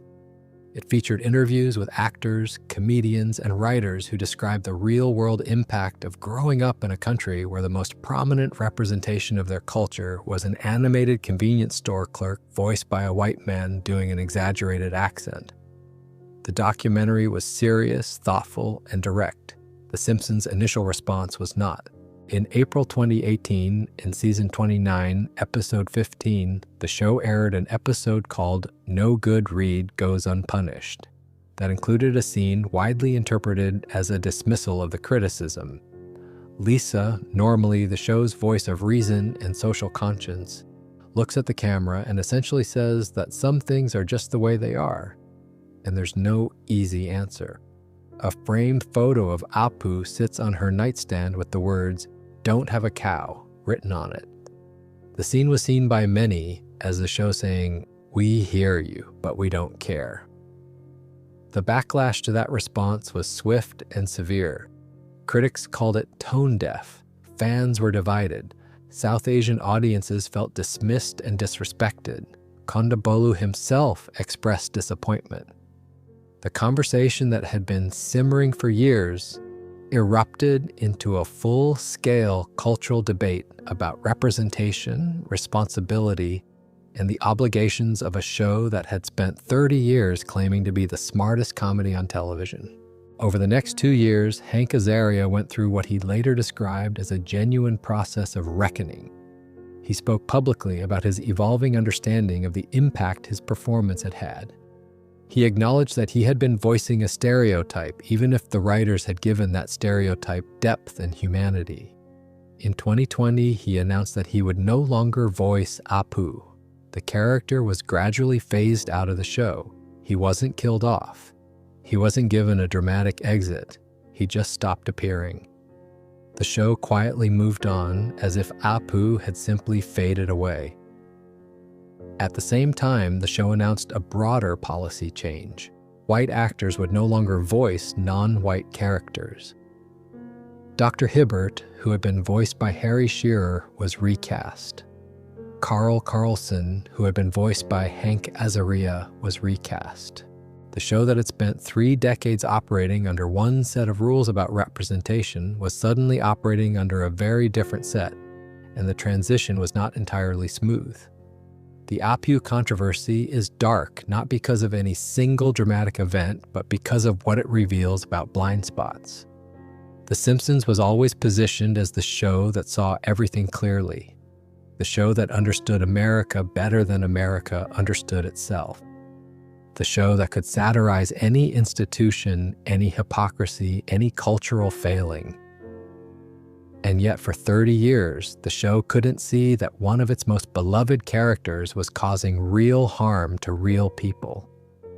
The same writers who could deconstruct the nuclear family, mock corporate greed, and skewer political hypocrisy with surgical precision somehow missed the fact that their Indian character was giving ammunition to every racist bully in every schoolyard in America. The show's initial dismissive response made it worse. It showed that even when confronted directly with the problem, the first instinct was defense rather than reflection. It took years, public pressure, a documentary, and the voice actor's own moral reckoning before anything changed. And by then, the damage had been done. 30 years of damage. An entire generation of South Asian kids who grew up hearing that accent thrown at them like a slur, who couldn't escape it because the show was everywhere, who had to reconcile the fact that their tormentors were quoting what was supposedly the smartest comedy on television. That's the abyss, real death, eerie coincidence, cultural erasure, and a 30-year blind spot that caused genuine, measurable harm to millions of people. None of this was fiction. None of this was written by a room full of comedy writers as a dark thought experiment. This all happened. Phil Hartman was murdered. The predictions keep coming true. An episode was wiped from existence. And a character became a weapon. Everything we've talked about so far, from the surface to the abyss, happened either on screen or in the public conversation around the show. But there's one more layer, one more tier of the iceberg that goes deeper than anything else. And it's about the people who worked on The Simpsons for years, sometimes decades, who gave their lives to making the show what it is and what the show gave them in return. Don't forget to subscribe before we enter the forbidden depths, because this is the part of the story that nobody talks about. The part that happened in the shadows, in contract negotiations, in hospital rooms, in the quiet spaces between episodes. The part where the real darkness lives, the forbidden depths, the bottom of the iceberg, the place where the water is so cold and so dark that most people never come down here. Because the forbidden depths aren't about episodes. They aren't about storylines or characters or controversial scenes. The forbidden depths are about the machinery behind Springfield, the people who spent their careers, and in some cases their lives, building a show that the world fell in love with, and what happened to them when the show decided they were no longer needed. Let's start with a man whose name most Simpsons fans have never heard, but whose work they've listened to for thousands of hours without knowing it. Alf Clausen. Every emotional moment you've ever experienced watching The Simpsons, every time a scene made you laugh or cry or feel something you didn't expect to feel, the music underneath that scene was almost certainly composed by Alf Clausen. He was the primary composer of The Simpsons from season 2 through season 28. That's 27 years of continuous work, nearly 600 episodes. He conducted a 35-piece orchestra for the show's underscore, which means that every single scene in every single episode for almost 3 decades had a custom orchestral arrangement created specifically for it. Not stock music, not library tracks, original compositions performed by real musicians tailored to the precise emotional needs of each moment. Think about what that means in practical terms. The Simpsons produces roughly 20 episodes per season. Each episode is 22 minutes long. Every minute of that needs music. Some scenes need subtle atmospheric scoring. Some need big comedic stings. Some need genuine emotional depth, like the scene in One Fish, Two Fish, Blowfish, Blue Fish, where Homer sits alone waiting to die, or the scene in And Maggie Makes Three, where Homer looks at photos of Maggie at his workstation. The music in those scenes isn't an afterthought. It's the reason the scenes work. It's the invisible hand that tells your brain how to feel. Alf Clausen was that invisible hand for 27 years. He won 2 Emmy Awards for his work on the show in 1997 and 1998 for original music and lyrics. He was nominated for 21 Emmys total just for The Simpsons. He won 5 Annie Awards. He composed the current arrangement of the show's famous theme song, the one that has played at the beginning of every episode since season 3. When you think of what The Simpsons sounds like, you're thinking of Alf Clausen's work. And in 2017, after 27 years and nearly 600 episodes, the show fired him. The reason, as far as anyone has been able to determine, was money. A 35-piece orchestra is expensive. Recording sessions are expensive. A veteran composer who's been working at the top of his field for 3 decades commands a significant salary. And at some point, someone at Fox or Disney or wherever the financial decisions were being made decided that the cost of maintaining Clausen's level of musical quality was no longer justified. Clausen was replaced by Bleeding Fingers Music, a production music company co-founded by Hans Zimmer and Russell Emanuel. Now, there's nothing wrong with Bleeding Fingers as a company. They produce professional, competent music for a wide range of television shows. But the shift from a dedicated composer with a 35-piece orchestra to a production music house was immediately noticeable to anyone paying attention. The music became more generic, more utilitarian, less specific to the emotional needs of individual scenes. The show didn't sound the same anymore, and it never would again. Clausen didn't go quietly. He filed a lawsuit against Fox, alleging age discrimination and wrongful termination.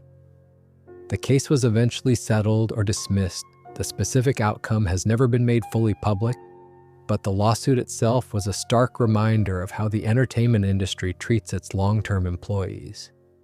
27 years, 600 episodes, 2 Emmys, 21 nominations, 5 Annies. And at the end of it, a phone call telling him his services were no longer required, and a legal battle to get whatever compensation he felt he was owed. Clausen was credited as Composer Emeritus for a brief period after his departure, a title that sounds prestigious, but essentially means person who used to do this job. It's the entertainment industry's version of a gold watch. Thank you for your service. Please collect your things. On May 29, 2025, Alf Clausen died. He was 84 years old. He had spent the last 8 years of his life as a former employee of a show he'd given nearly 3 decades to. The show continued without him, using the theme arrangement he'd created, airing episodes that still bore the structural and musical DNA of his 27-year tenure. While the man himself was gone from the credits, and eventually from the world, The Simpsons did not stop when Alf Clausen left. It did not stop when he sued. It did not stop when he died. It kept going. It always keeps going. That's what it does. That's what it has always done. People come and people go, and the show continues. Unchanged, eternal, indifferent. Homer will always need music under his scenes. The theme song will always play, and someone will always be there to provide it. The question of whether that someone should be the man who defined the sound of the show for 3 decades, who won awards for it, who made it sing, that question was answered in 2017. The answer was no. Not because the work wasn't good enough, but because it cost too much. There's something deeply unsettling about that. About a show that prides itself on satirizing corporate greed and institutional indifference, treating one of its own longest-serving contributors the way Mr. Burns might treat a dispensable employee. The irony is almost too perfect to be real. But it is real. It happened. And it reveals something about the entertainment industry that the show itself has been lampooning for decades. That loyalty doesn't matter. That talent doesn't protect you. That the bottom line is the only line that anyone cares about.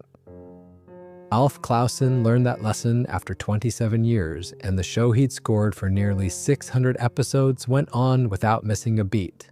Literally. Now I want to broaden the lens beyond Clausen to talk about something that haunts every single rerun of The Simpsons: the voices that went silent. We already talked about Phil Hartman, about his murder in 1998 and the permanent retirement of Troy McClure and Lionel Hutz. But Hartman wasn't the only voice that The Simpsons lost, and the accumulation of those losses over 35 years has turned the show's back catalog into something unexpected and quietly devastating. Marcia Wallace voiced Edna Krabappel, Bart's long-suffering teacher, for over 20 years. Edna was a staple of the show from the very beginning. She appeared in hundreds of episodes. She was cynical, tired, occasionally romantic, and perpetually exasperated by the chaos of Springfield Elementary. She married Ned Flanders in season 23, giving both characters a new dimension and a rare moment of genuine happiness in a show that usually resets its emotional gains. On October 25, 2013, Marcia Wallace died of cancer at the age of 70. She was 70 years old, and she had been part of The Simpsons for as long as the show had existed. Like Hartman's characters, Edna Krabappel was permanently retired after Wallace's death. The show paid tribute in the most Simpsons way possible. The chalkboard gag in the first episode after her death showed Bart writing a single line over and over again. "We'll really miss you, Mrs. K." That image, that simple chalkboard message, was one of the most emotionally affecting moments in the show's history, not because of any elaborate storytelling or clever writing, but because of what it represented. A real person was dead, a real voice was gone. And the show acknowledged it in the only language it knew, through the chalkboard that Bart wrote on in every opening sequence, through the ritual that had been part of the show since the very first episode. The medium became the message. "We'll really miss you, Mrs. K." Not, "We'll really miss you, Marcia Wallace." Mrs. K. Because to the show, the character was what mattered. The character was what lived on. And the woman behind the character was what had been lost. Ned Flanders became a widower for the second time. He lost Maude in season 11 to a t-shirt cannon. He lost Edna off-screen between seasons to cancer. The most faithful man in Springfield watched both of his wives die, and neither death was his fault, and neither death could be prevented, and neither death made any sense. That's not a storyline, that's a pattern, and it's a pattern that exists because real people die, and when real people die, fictional characters lose the voices that made them real. And then there's Sam Simon. Most people know Matt Groening as the creator of The Simpsons, and he is. He designed the characters and conceived the basic premise, and his name is on everything. But Sam Simon was the other creator. He was the show's first showrunner. He was the person who built the writer's room, established the show's comedic voice, and turned Groening's character designs into a functioning television show. Without Sam Simon, The Simpsons would not exist in the form that we know it. Simon left the show early, after season 4, due to creative differences with Groening and James L. Brooks. But he retained a financial stake and continued to receive credits and royalties. He was, by all accounts, one of the most naturally talented comedy minds of his generation.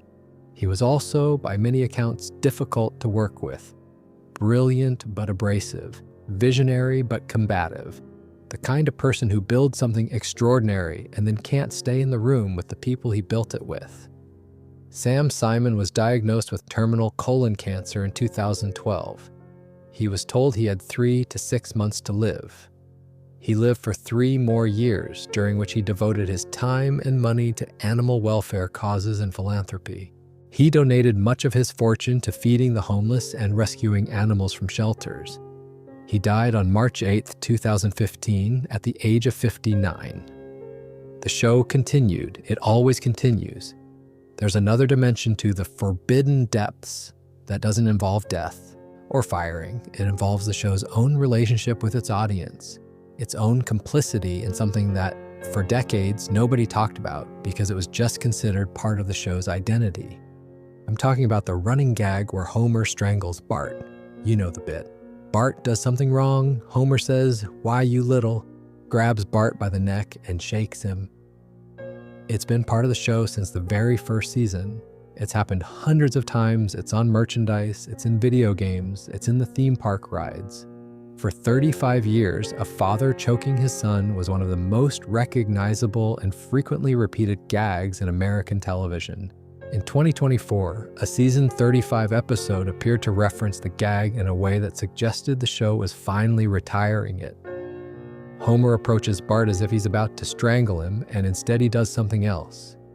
The internet immediately exploded with speculation that the show was ending the strangling gag in response to evolving cultural attitudes about domestic violence and the depiction of child abuse in media.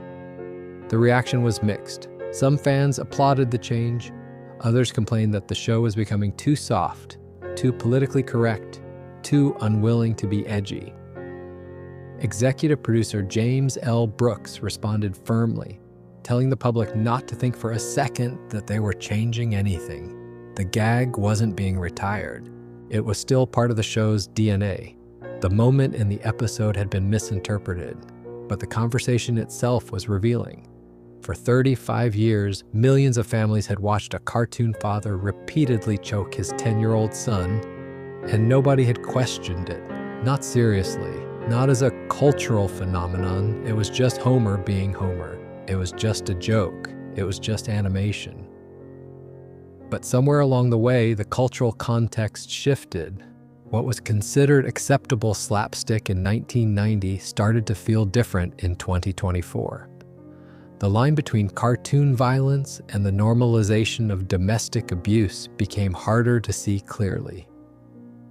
And the show, which had always prided itself on being ahead of the culture, suddenly found itself behind it, defending a gag that a growing number of people found uncomfortable. It's the same pattern we saw with Apu. Something that was accepted for decades gradually became indefensible, and the show's response in both cases was to resist, to push back, to insist that the thing people were objecting to was fine, had always been fine, and would continue to be fine. Whether that response represents creative integrity or institutional stubbornness depends on who you ask. But the fact that the debate happened at all tells you something about the gravity well that a 37-year-old show creates around itself. Everything that was once innocent eventually gets re-examined. Every gag eventually gets held up to a new light. And some of those gags don't survive the examination. And while we're in the forbidden depths, there's one more episode that deserves mention here. Not because of what happens in it, but because of what it says about the show's own understanding of its main character. Season 12, Episode 9. Homer, January 7th, 2001. Homer goes to the hospital for a routine procedure, and the doctors discover something unexpected. There is a crayon lodged in his brain. It's been there since childhood. Young Homer apparently shoved a crayon up his nose when he was a boy, and it traveled into his brain, where it has been sitting ever since, pressing against his frontal lobe, reducing his cognitive function. His entire life of stupidity, every dumb decision, every failed career, every moment of incompetence at the nuclear plant, all of it can be traced to a crayon that a child accidentally pushed into his own brain decades ago. The doctors remove the crayon, and Homer wakes up smart, genuinely, remarkably intelligent. He can hold conversations about literature. He can understand complex math. He starts bonding with Lisa on an intellectual level for the first time. He reads books. He engages with the world in a way he never has before. And for a brief, shining moment, it looks like Homer Simpson has finally become the person he was always supposed to be. But intelligence comes with awareness, and awareness comes with pain. Smart Homer sees the world clearly for the first time. He sees the pollution from the nuclear plant. He sees the corruption in city government. He sees the ways his community is failing. He writes a report about the dangers of the power plant and submits it. Mr. Burns responds by shutting the plant down, which costs hundreds of people their jobs. Homer's co-workers hate him. Moe throws him out of the bar. His friends abandon him. And worst of all, his relationship with Marge suffers. She doesn't understand this new Homer. She married the stupid one. She loves the stupid one. Smart Homer is a stranger in his own house, so Homer makes a choice. He goes back to the hospital and asks them to put the crayon back in.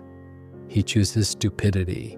He chooses ignorance. He chooses to go back to being the Homer Simpson that the world knows, the one who sleeps at work and eats too much and strangles his son and stumbles through life without understanding any of it.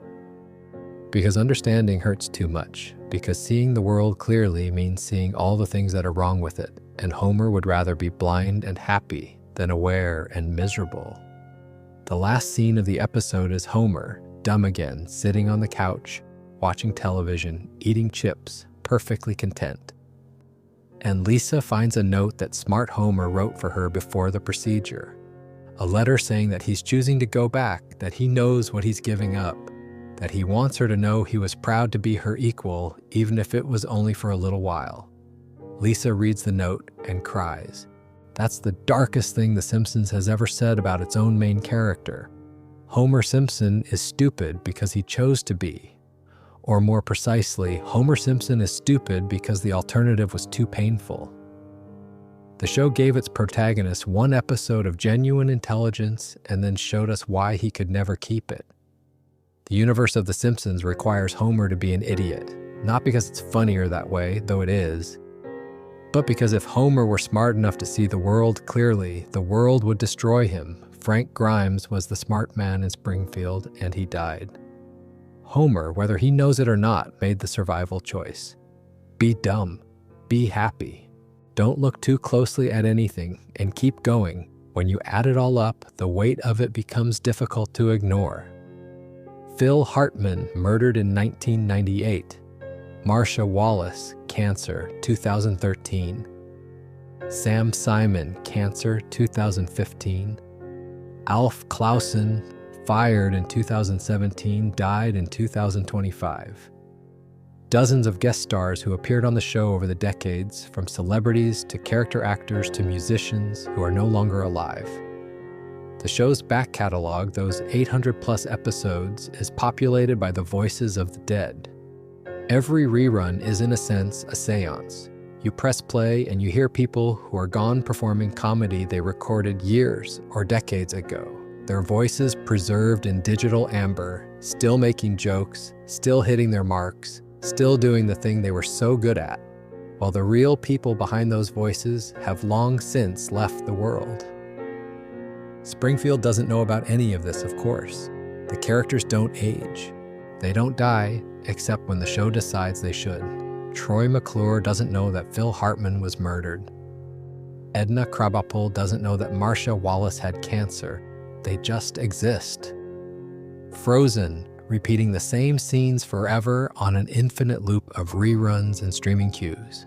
And every time someone watches one of those scenes, they're hearing a ghost. They just don't know it. That is the fundamental strangeness of a show that runs for 37 years.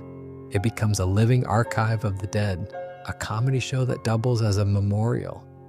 A fictional town populated by characters whose creators are buried in actual cemeteries. Springfield is the happiest haunted house in America, and its residents have no idea they're ghosts, and that brings us to the very bottom of the iceberg, the deepest, darkest point. The place where everything we have talked about converges into a single, overwhelming idea. The Simpsons has been on the air for 37 seasons, over 800 episodes. It premiered on December 17th, 1989, and as of right now, it has been renewed through season 40, which means it will still be producing new episodes well into the late 2000s. By the time it reaches season 40, the show will have been on television for roughly 4 decades. 4 decades. That's longer than most marriages, longer than most careers, longer than many human lifetimes in certain parts of the world. The Simpsons is not just a television show, it is an institution, a monument, an organism that has been alive longer than many of the people watching it. And I think the darkest thing about The Simpsons isn't any single episode. It isn't Homer's Enemy, or The Boys of Bummer, or Cape Fear. It isn't the Phil Hartman tragedy, or the Apu controversy, or the Alf Clausen firing. The darkest thing about The Simpsons is the show itself. What it has become, what it represents, what it means to run for this long, to outlive this many people, to keep going when everything around you has changed beyond recognition. Let me try to put this in perspective. When The Simpsons premiered in 1989, George H.W. Bush was president. The Berlin Wall had just fallen. The internet barely existed. Cell phones were the size of bricks and cost thousands of dollars. The Soviet Union was still a country. The World Trade Center was still standing. Nobody had heard of social media. Nobody had heard of streaming. Nobody had heard of TikTok or YouTube or Instagram or any of the platforms where people now watch clips of The Simpsons. The world that the show was created to satirize no longer exists. It has been replaced several times over by worlds that the original creators could not have imagined. And yet the show continues. Homer is still 39 years old. He was 39 in 1989, and he's 39 now. Bart is still 10, Lisa is still 8, Maggie is still a baby. They don't age, they don't grow up, they don't die, they don't change. They exist in a permanent present tense, frozen at the exact moment of their creation, while the real world has undergone transformation after transformation around them. The floating timeline is a common device in animated shows. It's not unique to The Simpsons. But what makes it unsettling in this context is the sheer duration. When a show runs for 5 years or 10 years with a floating timeline, it's a harmless creative choice. When it runs for 37 years and counting, it starts to feel like something else, like a trap, like a prison. These characters are stuck. They're caught in a loop that never ends, repeating the same types of stories, the same family dynamics, the same patterns of behavior forever. Homer will always be incompetent but well-meaning. Bart will always be rebellious but ultimately good-hearted. Lisa will always be the smartest person in the room but unable to change anything. Marge will always be patient and long-suffering and fundamentally unchanged by anything that happens to her. Nothing in Springfield is permanent except the impermanence of everything around it. The show has cycled through cultural eras, political administrations, technological revolutions, social movements, wars, pandemics, and economic crashes. It has absorbed all of it, satirized all of it, and been changed by none of it. Springfield in 2026 is functionally identical to Springfield in 1990. The characters say different things, reference different cultural touchstones, engage with different social issues, but they are the same people. They have learned nothing. They have retained nothing. Every lesson that Homer learns in the third act of every episode is forgotten by the opening of the next one. Every moment of growth, every emotional breakthrough, every "I love you, Marge," and "I'm proud of you, boy," all of it evaporates overnight. The status quo is God in Springfield, and God does not allow change. Now compare that to the real world behind the show. The people who created The Simpsons have not been frozen in time. They've aged, they've gotten sick, they've retired, they've died. Matt Groening is in his 70s. James L. Brooks is in his late 70s. Sam Simon, the show's co-creator, is dead. The writers who defined the golden era, Conan O'Brien, Greg Daniels, David X. Cohen, John Swartzwelder, they all left decades ago to do other things. Some of them created their own legendary shows. Conan went on to host late-night television. Greg Daniels created The Office and Parks and Recreation. David X. Cohen co-created Futurama with Groening. The best creative minds who ever worked on The Simpsons used the show as a launching pad and moved on with their lives. The show stayed behind. It couldn't move on. It had to keep going. New writers came in. New showrunners took the helm. Al Jean ran the show for over 2 decades, becoming the longest-serving showrunner in its history before stepping back.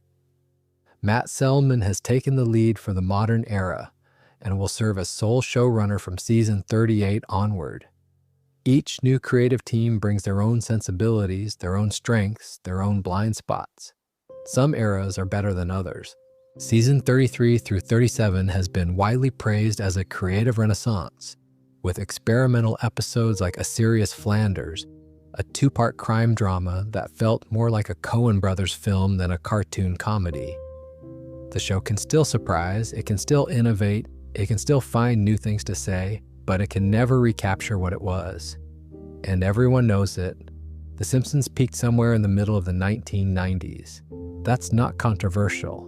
The show's own fan community has debated the exact season where the decline began for decades, with most placing it somewhere between season 8 and season 12. The golden era is over, and it has been over for longer than it lasted. The show has now spent more than 20 years in its post-peak phase than it spent in its peak. Think about that. The Simpsons has been past its prime for over 2 decades, and it's still going. Why? Why does it continue? The simplest answer is money. The Simpsons is one of the most profitable media properties in human history. The merchandise alone has generated billions. The show's syndication deals are legendary. Disney Plus reportedly paid an enormous sum for the streaming rights. The show surpassed 1 billion hours streamed on Disney Plus during 2025 alone. Nielsen reported The Simpsons as the 10th most streamed acquired program of 2022, accumulating over 15 billion minutes of watch time. There are more people watching The Simpsons now through streaming than there have been in years.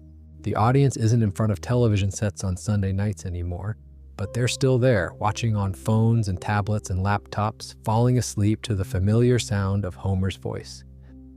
And that is, in its own strange way, what this video is. You're listening to this probably late at night, probably half asleep, and the topic is a show that millions of people use as background noise for exactly this kind of moment. The Simpsons has become comfort content, sleep content, ambient content, something that plays while you drift off, not because you're actively engaged, but because the familiarity is soothing. Homer's voice is soothing. The theme song is soothing. Springfield is a place where nothing truly bad can happen because everything resets. Nobody dies permanently, nobody changes permanently. The bad guy goes to jail, or the crisis is resolved and tomorrow's a new day, identical to the one before. That's the appeal. And that's the trap.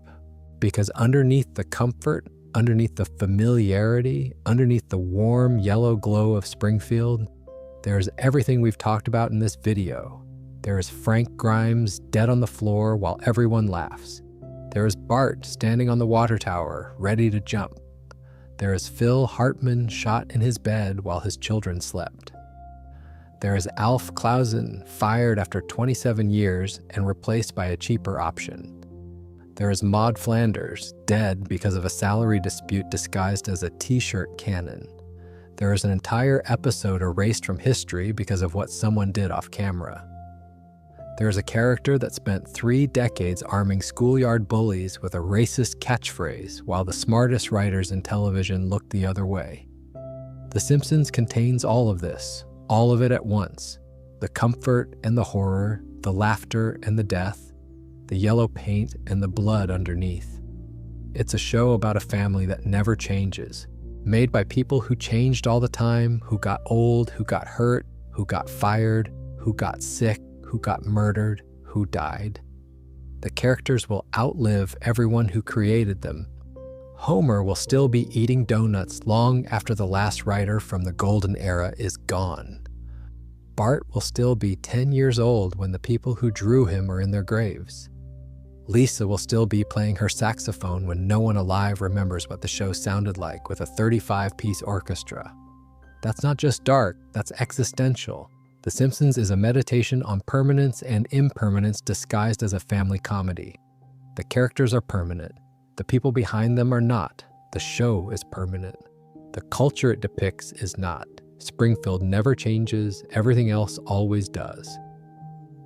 And maybe that's why the predictions feel so eerie. Maybe it's not that the show can see the future. Maybe it's that the show exists outside of time altogether. It occupies a space where past and present and future are all happening simultaneously, where the 1990s and the 2020s coexist in the same fictional universe, where a joke written in 1998 can become reality in 2019 because Springfield doesn't know the difference. Springfield doesn't know what year it is. Springfield doesn't care. Springfield just is. Here's something that will keep you up at night or maybe help you fall asleep, depending on your disposition. The Simpsons premiered in 1989. A child who watched the very first episode at the age of 10 would be 46 years old right now. They would have gone through elementary school, high school, college, career changes, marriages, divorces, children of their own, health scares, career achievements, losses, everything that constitutes a full human life. And throughout that entire life, every Sunday night, The Simpsons would have been there. Bart would still be in the 4th grade. Lisa would still be in the 2nd grade. Homer would still be working at the plant. Nothing would have changed. The person grew up, grew old, lived an entire life, and the show was there the whole time, unchanged, unwavering, eternal. The viewership numbers tell a version of the story. In its peak, season 2, the episode Bart Gets an F drew approximately 33.6 million viewers. That was in 1990. It was the highest rated program in Fox network history at the time. It beat The Cosby Show. 33 million people watched Bart Simpson fail a test. By the recent seasons, that number has dropped to around 2 million for live broadcasts, from 33 million to 2 million, a decline of over 90%. The audience that loved the show in its prime has largely moved on. They grew up, they found other things. They started families and took jobs and filled their time with the infinite content that the internet provides. The Sunday night ritual of gathering around the television to watch The Simpsons together as a family is essentially extinct, but the show's streaming numbers tell a different story. Over 15 billion minutes watched on streaming platforms, over 1 billion hours on Disney Plus in a single year. The audience hasn't disappeared, it's migrated. It's moved from appointment television to ambient television, from the living room couch to the phone on the nightstand, from active watching to passive listening. The Simpsons has evolved from must-see TV to must-have-on in the background TV, from a cultural event to a cultural blanket, something warm and familiar that you pull over yourself when the world outside is too loud or too cold or too real. And there's something both beautiful and deeply sad about that transformation. Beautiful because the show still matters to people, because after 37 years, people still find comfort in it. Because Homer and Marge and Bart and Lisa have become as real as any fictional characters can be, woven into the fabric of millions of lives across multiple generations. Sad because the show was supposed to be dangerous. It was supposed to be rebellious. It was supposed to be the antidote to everything safe and sanitized and comfortable about American television. In 1990, parents were trying to ban Bart Simpson t-shirts from schools. George H.W. Bush said American families should be more like the Waltons and less like the Simpsons. The show responded by having Bart say, "We're just like the Waltons. We're praying for an end to the Depression, too." That was radical. That was punk. That was a cartoon punching up at the President of the United States. Now the show is available on Disney Plus, the streaming arm of the most family-friendly entertainment company on the planet. It has its own 24/7 streaming channel where episodes play continuously. It has been absorbed into the very corporate infrastructure that it once existed to mock. The rebel became the establishment. The counterculture became the culture. And the show that was supposed to make you uncomfortable became the show that helps you fall asleep. I started this video by saying that the deeper you go into The Simpsons, the worse it gets. And that's true. We went from surface-level dark episodes to genuinely disturbing storylines to real-world tragedies to existential questions about what it means for a piece of art to outlive everything it was supposed to represent. The iceberg goes all the way down. And at the very bottom, in the coldest and darkest water, you find not a single horrifying fact, but an accumulation of them, a weight, a heaviness that comes from understanding that The Simpsons was never just a cartoon, it was a mirror. And sometimes the things it reflected were too accurate for comfort. The Simpsons started as a series of crude animated shorts on The Tracy Ullman Show in 1987. Matt Groening reportedly sketched the characters in the lobby of James L. Brooks's office before a meeting, naming them after his own family members. Homer, Marge, Lisa, and Maggie were named after Groening's actual parents and sisters. Bart was an anagram of brat. The drawings were rough. The voices hadn't been finalized. Nobody involved in those early shorts could have imagined what the show would become.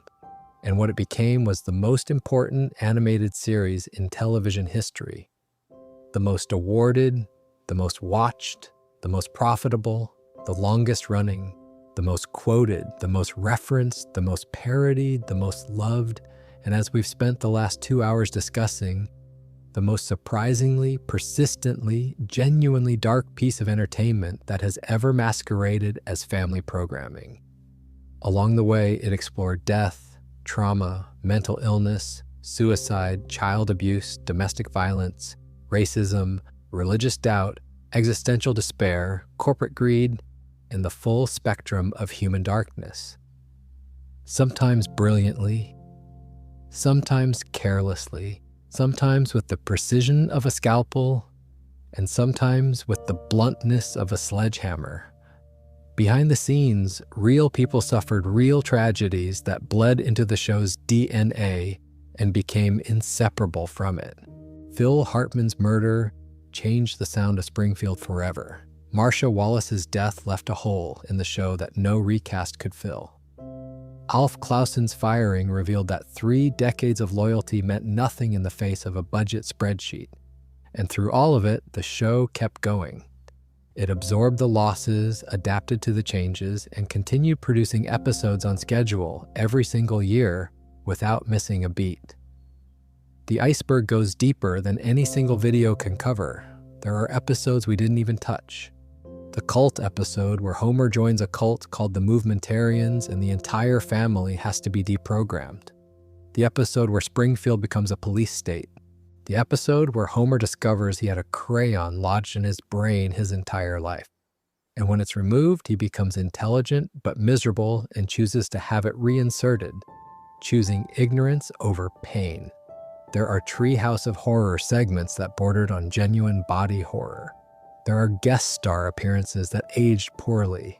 There are production stories about workplace conflicts and creative disagreements and all-night writing sessions that nearly broke the people involved. But the point of this video was never to catalog every dark moment.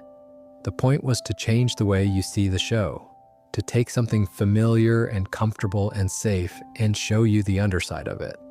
The wiring behind the walls, the foundation beneath the floor, the truth that The Simpsons, for all its warmth and humor and cultural significance, has always been a show about how hard it is to be alive, how unfair the world is, how random death can be, how institutions chew people up and spit them out, how the things we love can hurt us, how the things that make us laugh can also make us cry if we look at them long enough and honestly enough. Homer Simpson is 39 years old. He works at a nuclear power plant. He's married to a woman who loves him more than he deserves. He has 3 children he doesn't spend enough time with. He drinks too much. He eats too much. He watches too much television. He's not a good employee. He's not a great husband. He's not the father his kids need him to be. But he tries. Not always. Not consistently. Not well, but he tries, and the show, for all its darkness, has always cared about that. Has always believed that trying matters even when trying isn't enough, even when the universe punishes you for it, even when Frank Grimes dies on the floor and Homer falls asleep at the funeral. The trying matters. Maybe that's the real message at the bottom of the iceberg. Not that The Simpsons is dark, although it is. Not that the real world behind the show is tragic, although it is. But that the show has survived everything. It has outlived its creators, outlasted its peak, outrun its relevance, and outlived the cultural moment that created it. And it's still here, still trying, still making new episodes, still telling stories about a family that will never grow old, in a town that will never change, in a world that is always, always changing around them. Homer will be 39 forever. Bart will be 10 forever. Lisa will be 8 forever. Maggie will be a baby forever. And as long as the show keeps running, Springfield will keep existing, and someone somewhere will press play and hear that familiar theme song and feel, for 22 minutes, like everything is okay, like nothing has changed, like the world is still the way it was when they first watched this show as a kid, before they grew up and learned that everything ends and everyone dies, and nothing lasts forever, except The Simpsons. The Simpsons lasts forever. And maybe that's the darkest thing of all. If you've made it this far, if you're still listening, if you're lying in the dark with your eyes half closed and this voice in your ears, then thank you. Thank you for coming all the way to the bottom of the iceberg. If you enjoyed this deep dive, or if it changed the way you think about the show, make sure to subscribe to the channel. There's always more to explore. More stories behind the stories, more darkness under the surface, more reasons to revisit something familiar and see it with new eyes. But for now, I think we've gone deep enough. It's time to come back up, to let the water get warm again, to remember that at the end of the day, The Simpsons is still a comedy. It's still funny, it's still Homer falling off things and Bart making prank calls and Lisa playing her saxophone in the dark. The darkness is real, but so is the light. And the fact that both of them can exist in the same show, in the same episode, in the same scene, is what makes The Simpsons one of the most remarkable pieces of art that television has ever produced. Sweet dreams, and I'll see you in the next one.